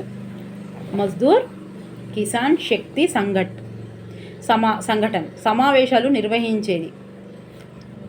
పేదలలో చాలామంది ప్రభుత్వ పత్రాలను తమంట తామే చదవలేరన్నది వాస్తవం. సో ఊరిలో ఉన్న ప్రతి ఒక్కరికి ఈ పత్రాలలో ఏమి ఉందో తెలుసుకోవాలని ఉంటుంది. కాబట్టి వీటిని పైకి చదివి వినిపించే వాళ్ళు, వివరించే వాళ్ళు చేతి పంపు వేయడానికి ఎవరెవరికి కూలి చెల్లించాలో మాస్టర్ హాజరు జాబితా తెలియజేస్తుంది. సో మాస్టర్ జాబితాలో పేర్లు ఉన్న వాళ్ళు ఆ సమయంలో ఊళ్ళో ఉన్నారో లేక వలస వెళ్ళారో ప్రజల ప్రజలు చెప్పగలుగుతారు, లేదా మాస్టర్లు పేర్కొన్న మొత్తం వాళ్లకు చెల్లించారో లేదో చెప్పగలుగుతారు. సో దీని ద్వారా ఏదైనా అవినీతి జరిగి ఉంటే అది వెల్లడవుతుంది. అవినీతి జరిగితే ఏదైనా వెల్లడవుతుంది, తెలిసిపోతుంది అన్నట్టు. సో ఇటువంటి సమావేశాలు ద్వారా ప్రజలు కార్యాచరణకు పూనుకునే వాళ్ళు పత్రాలలో ఉన్న సమాచారం గురించి వివరించడానికి, సమర్థించుకోవడానికి అధికారులను కూడా అవకాశం ఇచ్చేవాళ్ళు. సో ఈ సమావేశాలలో జిల్లా పాలనా యంత్రాంగం, పంచాయతీ అధికారులు కూడా పాల్గొనేవాళ్ళు. సో అవినీతి గుర్తించినప్పుడు సంబంధిత వ్యక్తుల మీద కేసులు నమోదు చేసేవాళ్ళు. ఇదిగోండి MKSS సమావేశంలో పాల్గొంటున్న మహిళలు. సో ఇది మనకు చాలా చాలా ఇంపార్టెంట్. ఇది PIకి కూడా వస్తుంది, మళ్ళీ ఇప్పుడు GKలో కూడా వేయచ్చు. ఇది చూడండి ఒకసారి. విద్యా హక్కు చట్టం 2009, ఇది 2 సార్లు చూడండి, ఓకేనా. 6 నుంచి 14 సంవత్సరాల పిల్లలందరికీ ఉచిత నిర్బంధ ఎలిమెంటరీ విద్యను అందించడానికి ఉద్దేశించబడింది. ఇది ఏప్రిల్ 1, 2010 నుంచి అమల్లోకి వచ్చింది. ఓకే, ఇంతవరకు. సో చట్టంలోని ముఖ్యాంశాలు ఇది ఒక్కటి చదివితే మనకు PIలో ఒక చాప్టర్ చదివినట్టే. ఇందులో నుంచి ఒక్క మార్కు కూడా పోతలేదు. HGT నుంచి ఎప్పటి నుంచి DSC స్టార్ట్ అయిందో 18 నుంచి ఒక్క రోజు కూడా ఇది విద్యా హక్కు చట్టం 2009, NCF 2005, NCERT వీటి నుంచి ఒక్క రోజు కూడా రాకుండా లేదు, రోజు వస్తూనే ఉన్నాయి. ఇది ఇంకోసారి చూడండి. ఓకే, చట్టంలోని ముఖ్యాంశాలు. పిల్లలందరికీ అందుబాటులో పాఠశాలను ఏర్పాటు చేయాలి. ఓకే, పాఠశాలలకు మౌలిక వసతులు కల్పించాలి. పిల్లలందరినీ వయస్సుకు తగిన తరగతిలో చేర్పించాలి. వయస్సుకు తగ్గ తరగతిలో చేర్చిన తర్వాత తోటి వారితో సమానంగా ఉండడానికి ప్రత్యేక శిక్షణ ఇవ్వాలి. ప్రత్యేక అవసరాలు కలిగిన పిల్లలకు సాధారణ పిల్లలతో పాటు విద్య కొనసాగించడానికి తగి వసతులు ఏర్పాటు చేయాలి. బడిలో నేర్చుకోవడానికి ఎలాంటి పరీక్షలు నిర్వహించరాదు. ఓకే, ఎటువంటి రుసుము ఛార్జీలు వసూలు చేయరాదు. బడిలో చేరిన పిల్లల పేరు తీసివేయడం, అదే తరగతిలో కొనసాగించడం చేయరాదు. ఓకే, కొనసాగించడం. పిల్లల్ని శారీరకంగా మానసికంగా హింసించరాదు. వయసు నిర్ధారణ పత్రం, ఇతర ధృవీకరణ పత్రాలు లేవనే కారణం చేత పిల్లలను బడిలో ప్రవేశాన్ని నిరాకరించరాదు. తగిన అర్హతలున్న వారిని మాత్రమే ఉపాధ్యాయులుగా నియమించాలి. పిల్లలు నిర్దేశించిన సామర్థ్యాలు సాధించేలా బోధనాభ్యాసనం మూల్యాంకనం ఉండాలి. ఎలిమెంటరీ విద్య పూర్తయ్యే వరకు పిల్లలకు ఎలాంటి బోర్డు పరీక్షలు నిర్వహించరాదు. సో 14 సంవత్సరాలు పూర్తయినప్పటికీ ఎలాంటి ఎలిమెంటరీ విద్య పూర్తయ్యే వరకు పాఠశాలలో పిల్లలను కొనసాగించవచ్చును. 14 సంవత్సరాలు పూర్తయినప్పటికీ ఎలిమెంటరీ విద్య పూర్తయ్యే వరకు పాఠశాలలో పిల్లల్ని కొనసాగించను. ఓకే, బలహీన వర్గాలకు ప్రతికూల పరిస్థితులు ఎదుర్కొంటున్న బృందాలను చెందిన పిల్లలు ఏ విధమైన వివక్షతను గురి కాకుండా చూడాలి. రాజ్యాంగంలో పొందుపరిచిన విలువలను అనుగుణంగా విద్యార్థులకు భయం ఆందోళనలు గురి చెయ్యని రీతిలో వారి సర్వతోముఖాభివృద్ధికి తోడ్పడే పాఠ్య ప్రణాళిక మూల్యాంకన విధానాలను రూపొందించాలి. ఓకే,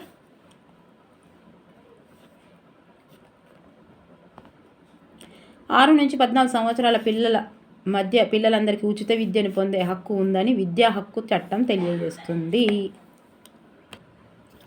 సో యూరోపియన్లు భారతదేశంలో అచ్చు యంత్రాన్ని ప్రవేశపెట్టారు. దీనివల్ల ఎన్నో వార్తాపత్రికలు, ఇతర పత్రికలు ప్రచురించబడ్డాయి. సో అనేక భారతీయ భాషల్లో సైతం పుస్తకాల ప్రచురితం అయ్యాయి. సో దీని ఫలితంగా అనేక మందికి చాలా తక్కువ ధరకు పుస్తకాలు అందుబాటులోకి వచ్చాయి. సో ఈ వార్తాపత్రికలు, పుస్తకాలు ప్రజలలో చర్చలకు, వాదోపవాదాలకు దోహదపడ్డాయి. పత్రికలు, పుస్తకాలు అధిక సంఖ్యాక ప్రజలకు అందుబాటులోకి వచ్చాయి. యూరోపియన్లు భారతదేశంలో అచ్చు యంత్రాన్ని ప్రవేశపెట్టారు. వివాహానికి కనీస వయసు 1846లో 10 సంవత్సరాల లోపు ఆడపిల్లలకు పెళ్లి చేయటాన్ని నిషేధిస్తూ చట్టం చేశారు. ఎప్పుడు? 1846లో, అంటే స్వాతంత్రం రాకముందే 10 సంవత్సరాల లోపు ఆడపిల్లలకు పెళ్లి చేయటాన్ని నిషేధిస్తూ చట్టం చేశారు. స్వాతంత్రం అంటున్నా 1946 అనుకుంటున్నా, 1800 100 సంవత్సరాల తర్వాత, సారీ అండి, 100 సంవత్సరాల కంటే ముందు. తర్వాత పెళ్లి చేయడానికి నిషేధిస్తూ చట్టం చేశారు. 1891లో దీనికి 12 సంవత్సరాలకు పెంచారు. ఇది 1800 అంటే స్వాతంత్రం కంటే 100 సంవత్సరాలు ముందు అన్నట్టు. 1891లో దీనిని 12 సంవత్సరాలుగా పెంచారు. 1929లో శారదా చట్టం ద్వారా వివాహానికి కనీస వయస్సు 14 సంవత్సరాలకు పెంచారు. ఎప్పుడు చూడండి, ఇది మ్యాథ్ ద ఫాలోయింగ్లో ఇవ్వచ్చు. శారదా చట్టం ద్వారా ఎన్ని సంవత్సరాలు, ఏ ఇయరు ఇట్లు ఇవ్వచ్చు. లేదా 1946లో 10 సంవత్సరాలు ఏ సంవత్సరం అని ఇవ్వచ్చు. శారద 1929 శారద 14 సంవత్సరాలు, శారద 14 సంవత్సరాలు, శారద అనే అమ్మాయి 14 సంవత్సరాలు. ఓకే. ఈ పరిమితిని 1978లో ఆడపిల్లలకు 18 సంవత్సరాలకు, మగపిల్లలకు 21 సంవత్సరాలకు పెంచారు. ఓకే.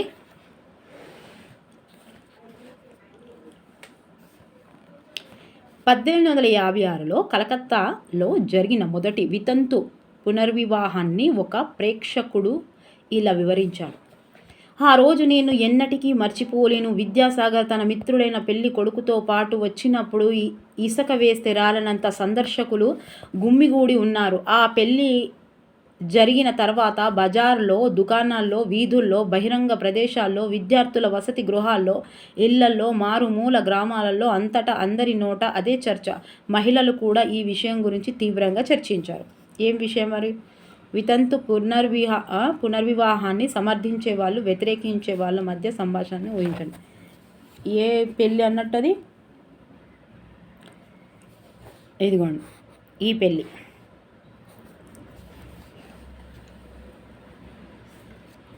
సంఘ సంస్కరణ కోసం ప్రభుత్వ చట్టాలు చేయటం ఎందుకు ముఖ్యమైంది చెప్పమంటున్నారు.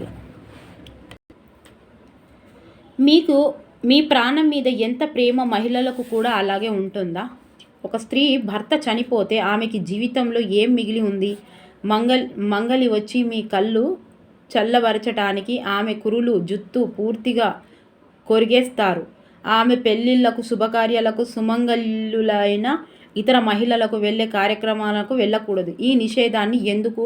ఆమె భర్త చనిపోయినందుకు. ఆమె దురదృష్టవంతురాలు. ఆమె నుదుటి మీద కష్టాలు రాసి ఉన్నాయి.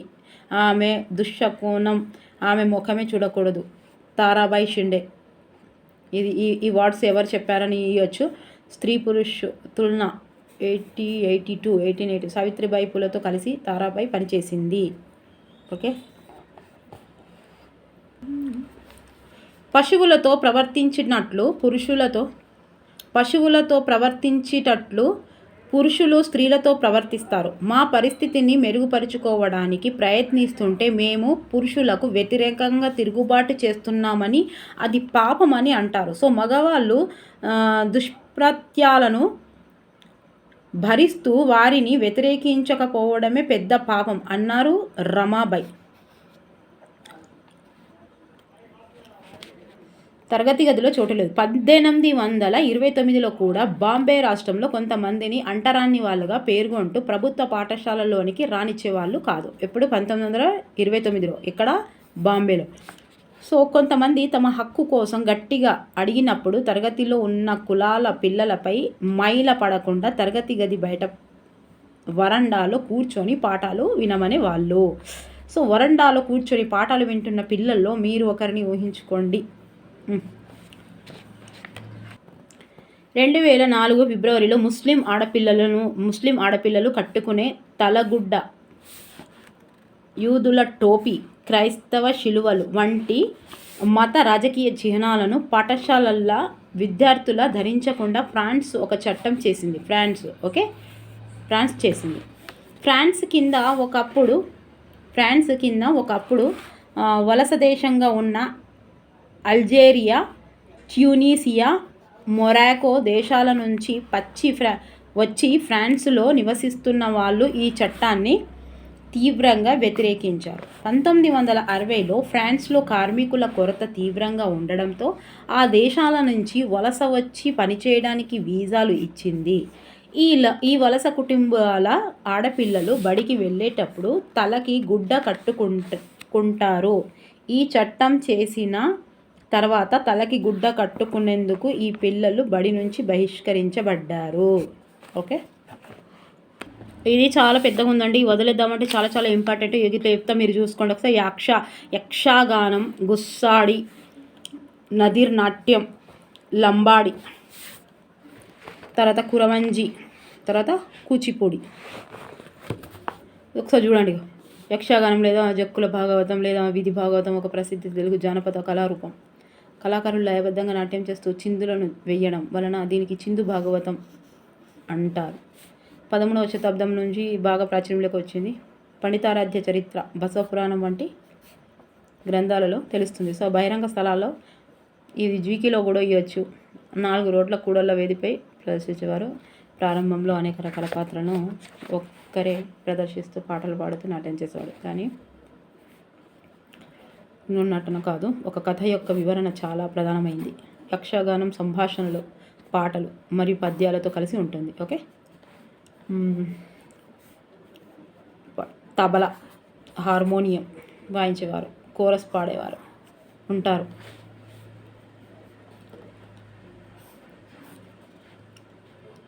వారు ధరించే పాత్రలను బట్టి దుస్తులు, ఆయుధాలు మరియు ప్రత్యేకతలు ఒక్కొక్క కథలో దేవుళ్ళు, రాజులు, మంత్రులు, సైనికులు, బ్రాహ్మణులు, రైతులు, ఇలా జోకర్లు అంటూ ఉంటాయి.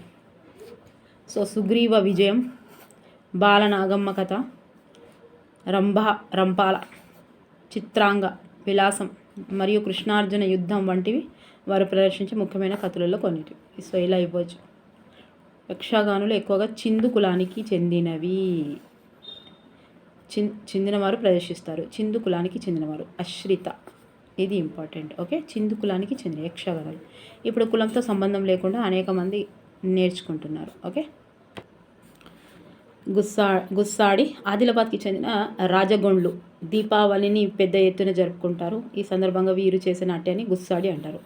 గుస్సాడి నాట్యం దీపావళిని పెద్ద ఎత్తున జరుపుకుంటారు. రాజగొండ్లు దీపావళిలో ఆడే ఆట అన్నట్టు ఇది. సో వీరు నెమలి, దుప్పి కొమ్మలు వంటి వాటితో చక్కగా అలంకరించుకొని దీంతోపాటు డప్పు, తుడుం, పిప్రి, కలికొం వంటి వాద్య పరికరాలు ఇవి కూడా ఇంపార్టెంట్. ఓకే, డప్పు, పిప్రి, కలికొం. సదిర్ నాట్యం, ఇది ఒక్కరు చేసే నాట్యం, సోలో అన్నట్టు. శతాబ్దాలుగా దేవాలయాల్లో దేవదాసులు ఈ నాట్యం చేసేవాళ్ళు. దేవదాసులు చేసే నాట్యం ఏది? సదిర్ నాట్యం. దక్షిణ భారతంలో ప్రత్యేక తమిళనాడులో రాజదర్బారులో ప్రవేశించేవాళ్ళు. తమిళనాడులో చేసే నాట్యం ఏది? ఆయనతో భరతనాట్యం అని పెడతాం మనం. సదిర్ నాట్యం. ఓకే, అంటే క్వశ్చను ఆన్సర్ని బట్టి ఆప్షన్స్ ఇచ్చిన దాన్ని బట్టి ఉంటుంది. సో లంబాడి, తెలంగాణలో లంబాడీలు పాక్షిక సంచార జాతులు ఉన్నవాళ్ళు లంబాడీలు. విత్తటం, నాటటం, కొయ్యటం వంటి రోజువారీ పనులతో ముడిపడిన కదలికల ఆధారంగా వీటి నాట్యాలు ఉంటాయి. సో పూసల అద్దాలతో కుట్టిన వాళ్ళ బట్టలు చాలా అందంగా ఉంటాయి. దసరా, దీపావళి, హోలీ పండుగలు ఇప్పుడు వాళ్ళు ప్రదర్శనలు ఇస్తే ప్రజలు డబ్బులు ఇచ్చేవాళ్ళు. కురవంజి మహిళలు చేసే బృందనాట్యం, అదేమో సోలో నాట్యం. సోలో ఏది? సదిర్ దేవదాసులు చేసేది సోలోది. ఇదేమో కురవంజి బృందం. ప్రత్యేకించి ప్రేమికుడి ప్రేమను పొందే ఆశంతో అమ్మాయిలు సాహిత్యం లేదా కవితా రూపంలో ప్రదర్శించే బృందనాట్యం. కూచిపూడి ఆంధ్రప్రదేశ్లోని కూచిపూడి గ్రామానికి చెందిన ఒక నృత్య నాటకం. ఇందులో పాత్రలంటి పురుషులే అభినయిస్తారు. ఇది పురాణాలకు సంబంధించిన కథాంశాలతో కూడినది. సో సినిమా పుట్టుక, ఇది మన హాస్టల్ వెల్ఫేర్లో వచ్చింది. భారతదేశంలో సినిమా పుట్టుక 1896లో జూలై 7న ఇది ఎట్లా గుర్తుపెట్టుకోండి చూడండి. 1896లో జూలై 7న ముంబైలో వాట్సన్ హోటల్లో ల్యూమియర్ సోదరుల మొదటి బహిరంగ ప్రదర్శనలతో జరిగింది. ఎవరు? వాట్సన్ హోటల్లో ల్యూమియర్ సోదరుల మొదటి బహిరంగ ప్రదర్శనలతో జరిగింది. సో చెప్పవచ్చు. అంచులలో రంధ్రాలు ఉండే సెల్యులాయిడ్ ఫిలిం ఉపయోగించి సెకండ్కు 10 ఫోటోలు తీయగల కెమెరాను 1887లో ఇంగ్లాండ్కు చెందిన విలియం ఫ్రిస్ గ్రేన్ రూపొందించాడు.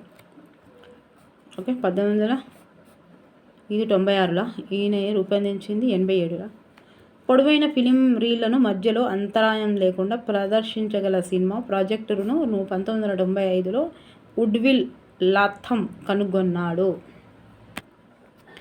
సో మన రోజువారీ జీవితంలో వార్తాపత్రికలు ముఖ్య పాత్ర పోషిస్తాయి. చైనా నుంచి ప్రచురితమైన ది పేకింగ్ గెజెట్ చాలామంది పరిశోధకులు మొట్టమొదటి పత్రిక అని పరిగణిస్తారు. మొట్టమొదటి పత్రిక చైనా ద పేకింగ్ గెజెట్. ఇది 618 సంవత్సరంలో ముద్రిత అయ్యింది. మొదట్లో దినపత్రికను చేతితో రాసేవారు. ఆ తర్వాత దానిని ముద్రించడం మొదలుపెట్టారు. సో ఆధునిక భావనలతో మొదటి దినపత్రిక 1656లో లండన్లో ఆక్స్ఫర్డ్ నుంచి ప్రచురితమైంది. ఓకే, ఆధునిక దాని పేరు ఆక్స్ఫర్డ్ గజెట్. అమెరికాలోని మొదటి వారపత్రిక అయిన పబ్లిక్ అకరెన్సెస్ 1690లో మొదలైంది. ఒక భారతదేశంలోని మొదటి వార్తాపత్రిక కలకత్తా నుంచి 1780లో ప్రచురితమైంది. ఇది ద బెంగాల్ గెజిట్. భారతదేశంలో బెంగాల్ గెజిట్, లండన్లో ఆక్స్ఫర్డ్ గెజిట్, ఇంకా ఇంకేమో చూడండి మళ్ళీ కలకత్తాలో అడ్వైటైజర్ అన్న మరో పేరు కూడా ఉంది దీనికి, కలకత్తా అడ్వైటైజర్. సో భారతదేశ 2వ, 3వ, 4వ వార్తాపత్రికలు అయిన Indian gazette, Calcutta gazette, Bengal general కూడా కలకత్తా నుంచి వెలువడ్డాయి. తెలుగులో మొదటి దినపత్రిక కృష్ణ పత్రిక. ఇంతకుముందు చదువుకున్నాం కదా మనం కృష్ణ పత్రిక. దాని సంపాదకుడు మట్నూరి కృష్ణారావు గారు. ఓకే, కృష్ణ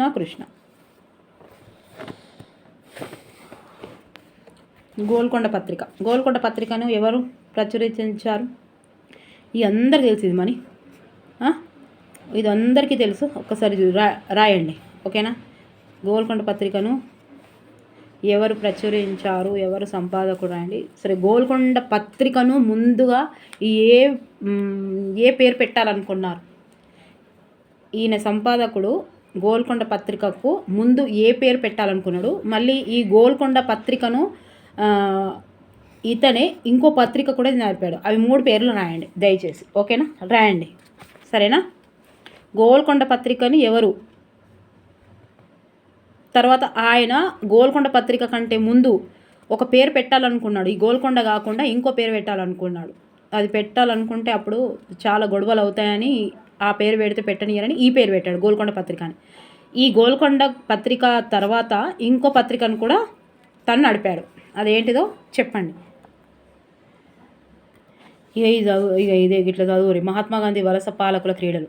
శరీరం మనసు మధ్య సమతుల్యానికి క్రీడలు అవసరమని మహాత్మా గాంధీ నమ్మాడు.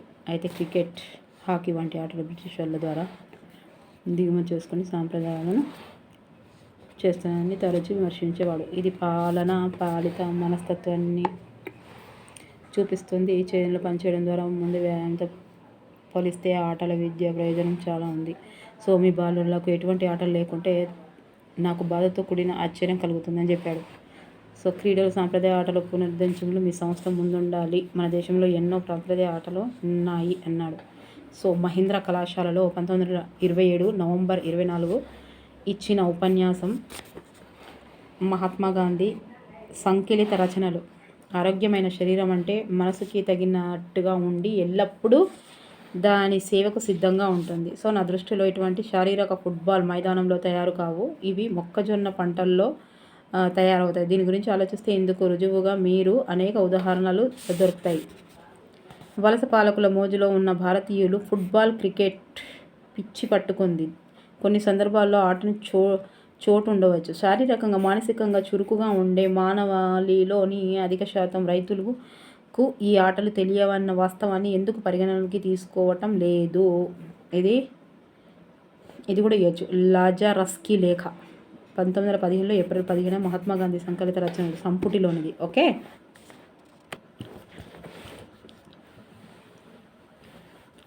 ఇక్కడ ఆటలు ఆడటానికి వివిధ క్రీడా పరికరాలు ఉన్నాయి. మీకు స్థానికంగా దొరికే వాటితో పోలిస్తే ఈ నాణ్యత తేడాగా ఉంది.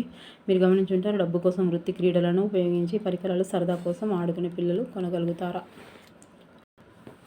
సో ఇది వచ్చి ఈ క్వశ్చను వచ్చి చచ్చిబడిపోయిన క్వశ్చను. ఏమైనా దశలు ఈ విపత్తు గురించి మనం ఏ ఎగ్జామ్ రాసినా ఇందులో వస్తుందండి. విపత్తుల యాజమాన్యం గురించి తెలిసింది. ఒక్కటి ఫస్ట్ వన్ ఇలా కొంచెం దగ్గరికి వేసి చూడండి. ఇగో ఒకటి మొన్న కూడా వచ్చింది, మొన్న రీసెంట్గా విపత్తు సంభవించింది. టెట్లో కూడా వచ్చిందా ఇది? టెట్లో ఎందులో మొన్న రీసెంట్గా వచ్చింది. విపత్తు సంభవించింది, ఇది ఒకటి. ఓకే, తర్వాత రెండోది ఏడుంది? ఇది ఒకటోది. ఇగో రెండోది విపత్తు సంభవించింది, అత్యవసర స్పందన సహాయం. రెండవది అత్యవసర స్పందన సహాయం. ఇది జోక్ కాదండి, ఈ దశలు తప్పకుండా ఇస్తున్నారు కాబట్టి విపత్తుల నుంచి ఇది ఇచ్చే అవకాశం ఉంది 100%. తర్వాత పునరావాసం ఆగండి ఒక్క నిమిషం.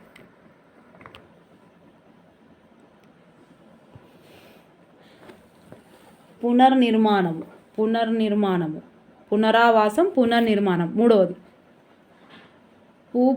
పూపు ఉంది మూడవది. తర్వాత ఇగో నాలుగవది నష్ట నివారణ. తర్వాత ఐదవది ఏంటిది?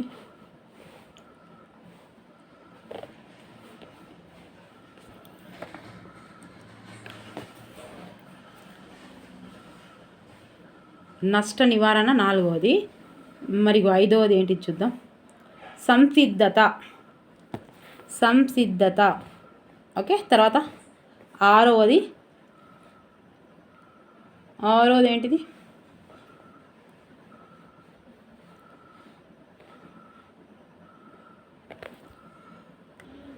ఆరోది 1990లో ఆంధ్రప్రదేశ్ను మరో పేను తుఫాను తాకింది. ఇంకో ఆరోది అయితే ఇక్కడ ఉంది, చూడండి ఒకసారి. ఓకేనా, ముందు విపత్తు సంభవించింది, తర్వాత అత్యవసర స్పందన సహాయం, తర్వాత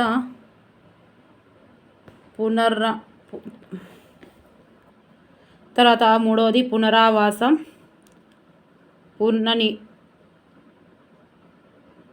నిర్మాణం. ఇది కనిపిస్తలేదండి మొత్తము. ఓకే,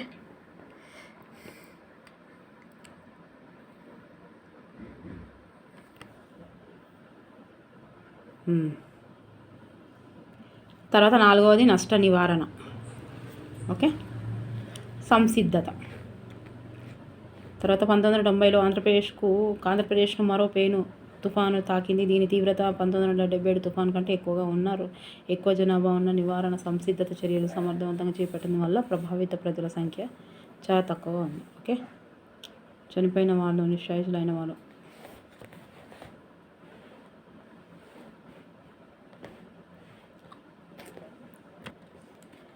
సునామీలో అనేక అలలు ఉంటాయి. సో మొదటి అల అన్నింటికంటే పెద్దది కాకపోవచ్చు.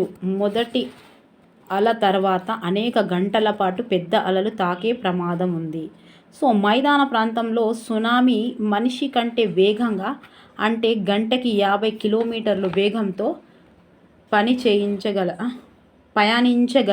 పయనించగలదు. సో సునామీ పగలు కానీ రాత్రి కానీ ఏ సమయంలోనూ సంభవించవచ్చు.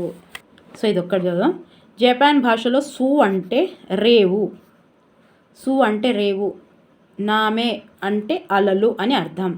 సో ఈ రెండు కలిసి సునామీ అన్న పదం ఏర్పడింది. సముద్రంలోని భూకంపాలు, అగ్నిపర్వతాలు పేరటం ద్వారా కొండ చర్యలు విరిగిపడడం వల్ల పెద్ద పెద్ద అలలు చెలరేగి తీర ప్రాంతాలకు అతలాకుతలం చేయటాన్ని సునామీ అంటారు.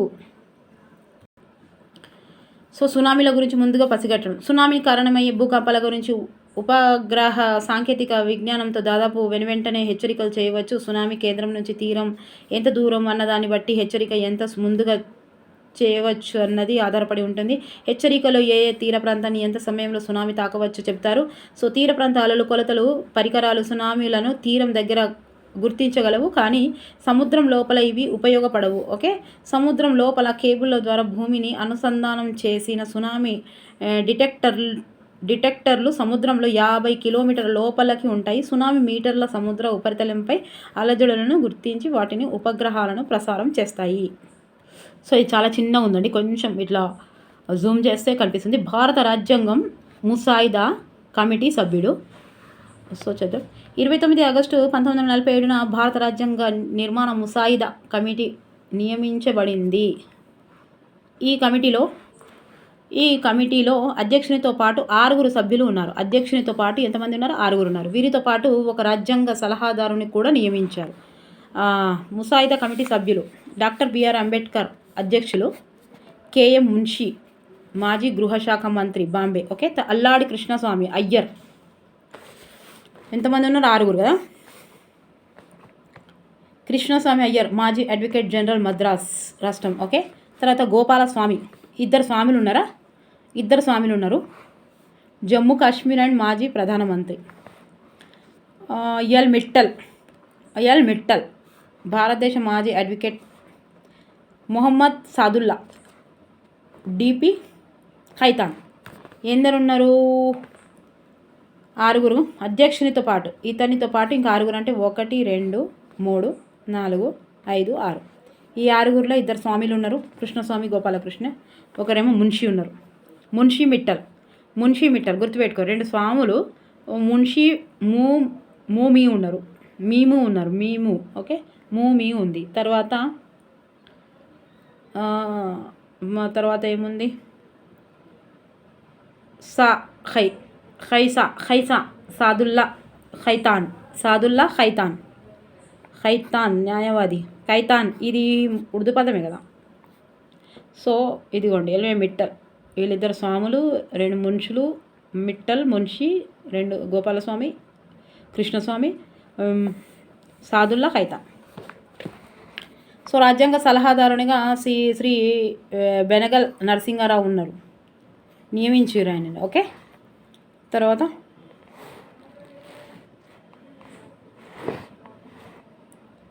ఈ సంవత్సరం వీరు అంతర్జాతీయ న్యాయస్థానంలో భారతదేశం నుండి మొట్టమొదటి న్యాయమూర్తిగా నియమించబడ్డాడు. అబ్బో ఇంపార్టెంట్ ఇదిగోండి, బెనగల్ నరసింహారావు గారు.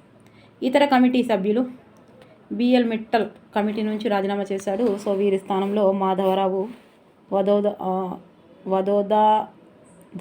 వదోదర మహారాజు యొక్క న్యాయ సలహాదారులు నింపారు. సో పిడి ఖైతాన్ గారి మరణం వల్ల ఆయన స్థానంలో టిటి కృష్ణమూర్తి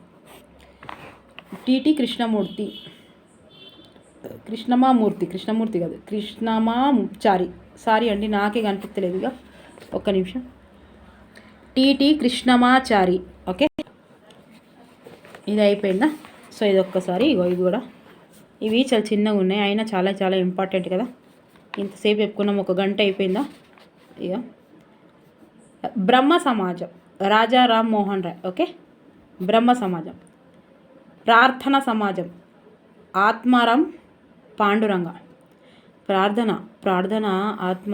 ఆత్మ కోసం, ఆత్మ శాంతించాలంటే ప్రార్థన చేయాలి, గుర్తుపెట్టుకోరు. ఆత్మ శాంతించాలంటే ప్రార్థన చెయ్యాలి, ఓకే.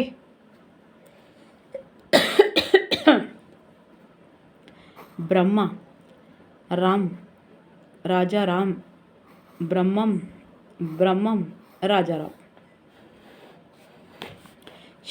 సత్యశోధక్ జ్యోతిబా పులే. సత్యశోధక్.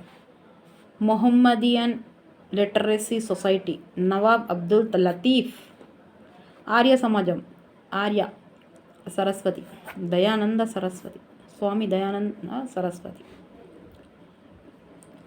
దివ్య జ్ఞాన సమాజం మేడం బావట్లి Henry Olcott. Ramakrishna mission, okay, Swami Vivekananda. Ramakrishna mission, Swami Vivekananda, ఇవన్నీ గుర్తుంటుంది. హరిజన్ సేవక్ సంఘ్ మహాత్మా గాంధీ.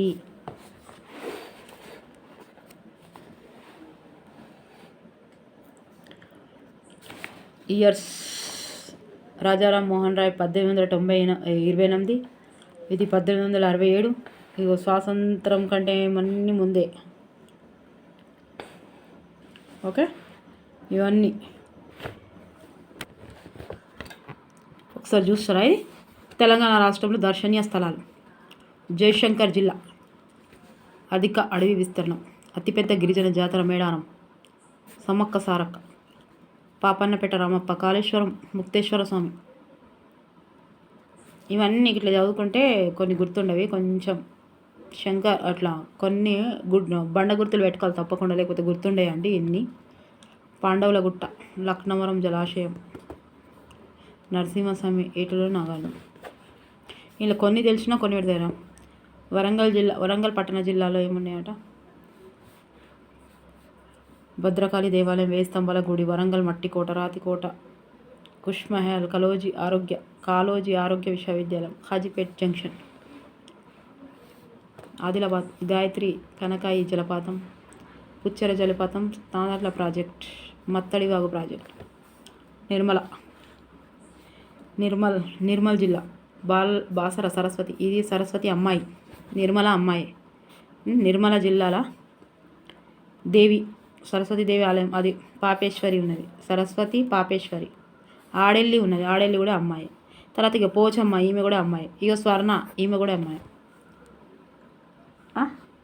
స్వర్ణ. తర్వాత వాగు, గడ్డైన వాగట, గడ్డి. సో కడియాలు పెట్టుకుంటే వీళ్ళందరూ కలిసి కడియాలు పెట్టుకున్నారు. కడియాల జలాశయం, సదర్మట్ బ్యారేజ్, ఓకే. సింగరేణి, కొమరంభీం జిల్లా, నల్గొండ జిల్లా, సూర్యాపేట జిల్లాలో తక్కువ ఉన్నాయి. పిల్లల మరిలోని 1000 ఏళ్ల నాటి చిన్న కేశవ ఆలయం. నల్గొండ జిల్లాలో నాగార్జున, నల్గొండ జిల్లాలోనే ఉంది. నాగార్జున సాగర్, మూసీ ప్రాజెక్టు, చందంపేట గుహలు, దేవరకొండ కోట, ఏలేశ్వరం మల్లన్న స్వామి ఆలయం. ఓకే, ఇంకా మస్తున్నాయి. ఇంకా ఎట్లా చదువుకుంటారో చూడండి. ఇక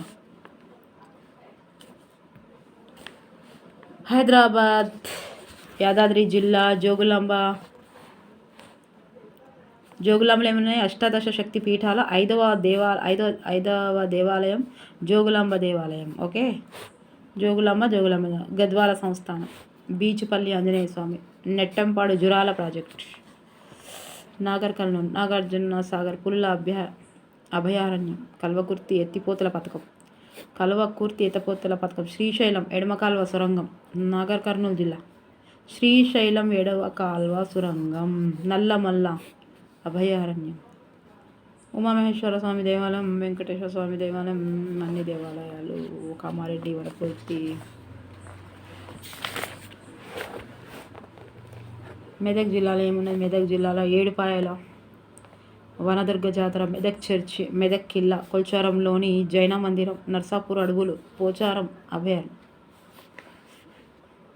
సిద్దిపేటలో ఏమున్నాయో చూద్దాము. సిద్దిపేట జిల్లా అండ్ మెదక్ జిల్లాలో కొమరవెల్లి మల్లన్న, వరంగల్ సరస్వతి క్షేత్రం, నాచారం లక్ష్మీ నరసింహ స్వామి దేవాలయం, జగదేవ్పూర్ వరద రాజు స్వామి కొండపోచమ్మ, పాండురంగ ఆశ్రమం, కర్కపట్ల పారిశ్రామిక పార్కు, కోటిలింగాలేశ్వర ఆలయం, కోమటి చెరువు.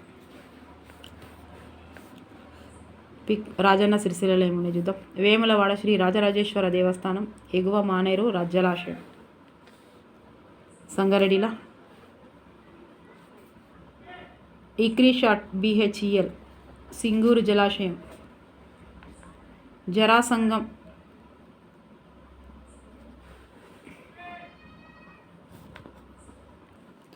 సో ఇది కూడా లాస్ట్కు బాలల హక్కులు పరిరక్షణ సదస్సులో తీర్మానంపై మన దేశం సంతకం చేసింది. ఈ విధంగా మన దేశం కూడా బాలల హక్కుల పరిరక్షణ కట్టుబడి ఉంది. ప్రధానమైన బాలల హక్కు జీవించే హక్కు, రక్షణ హక్కు, అభివృద్ధి హక్కు, భాగస్వామ్య హక్కు.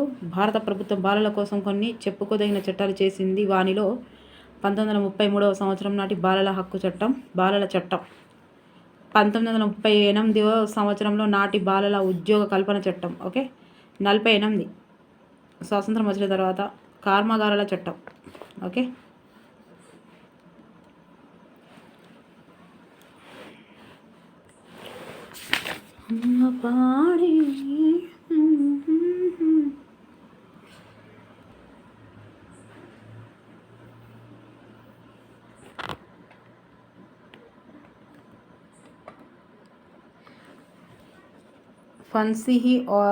NCERT ఇదిగోండి, ఇగో లోగో NCERT ఇది కూడా ఇస్తాడు. ఇది హంస అండి, హంస ఈ లోగో హంస, ఎన్సీఆర్టీది హంస, ఎన్ని 3 హంసలు ఏమో ఉన్నాయి కదా. తర్వాత పాఠశాల విద్యాశాఖ తెలంగాణ ప్రభుత్వం. సో ఇది ఇక్కడ ఏమి ఇచ్చింది, విద్య మా హక్కు, ఈ విద్య మన హక్కు, సర్వశిక్ష అభినయాన్. ఎంత చిన్నగా ఇచ్చింది చూసిరా.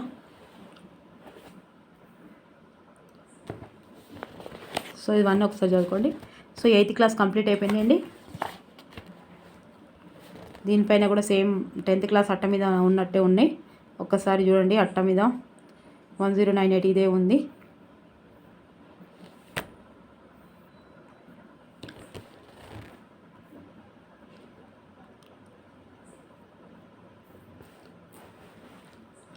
బడిలో కానీ బడి బయట కానీ వేధింపులకు గురి అవుతున్న పిల్లలతో పని చేయిస్తున్న వారిని బడికి పంపకుండా వేరే కార్యక్రమాలను ఉపయోగిస్తున్న అండ్ ఆపదల కష్టాల్లో ఉన్న పిల్లలను రక్షించడానికి కుటుంబ సభ్యులు కానీ బంధువులు కానీ ఇబ్బందికరంగా అసభ్యంగా ప్రవర్తిస్తున్నా. ఓకే, ఇది ఫోన్ చేయాలి ఇక్కడ.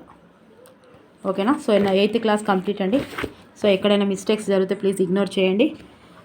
చాలా సేపు అయింది కాబట్టి కొంచెం ఓపిక నశించి ఎటో పోవచ్చు వర్డ్స్. దయచేసి మీరు కూడా ఒక్కసారి చూడండి, ఓపికతో చూడండి. 8th క్లాసు హైలైట్స్ ఇక్కడ మిస్ అవ్వచ్చు. ఇంకా thank you so much. Please దయచేసి లైక్ చేయండి అబ్బా, ప్లీజ్ లైక్ చేయండి. ఓకేనా. Thank you so much.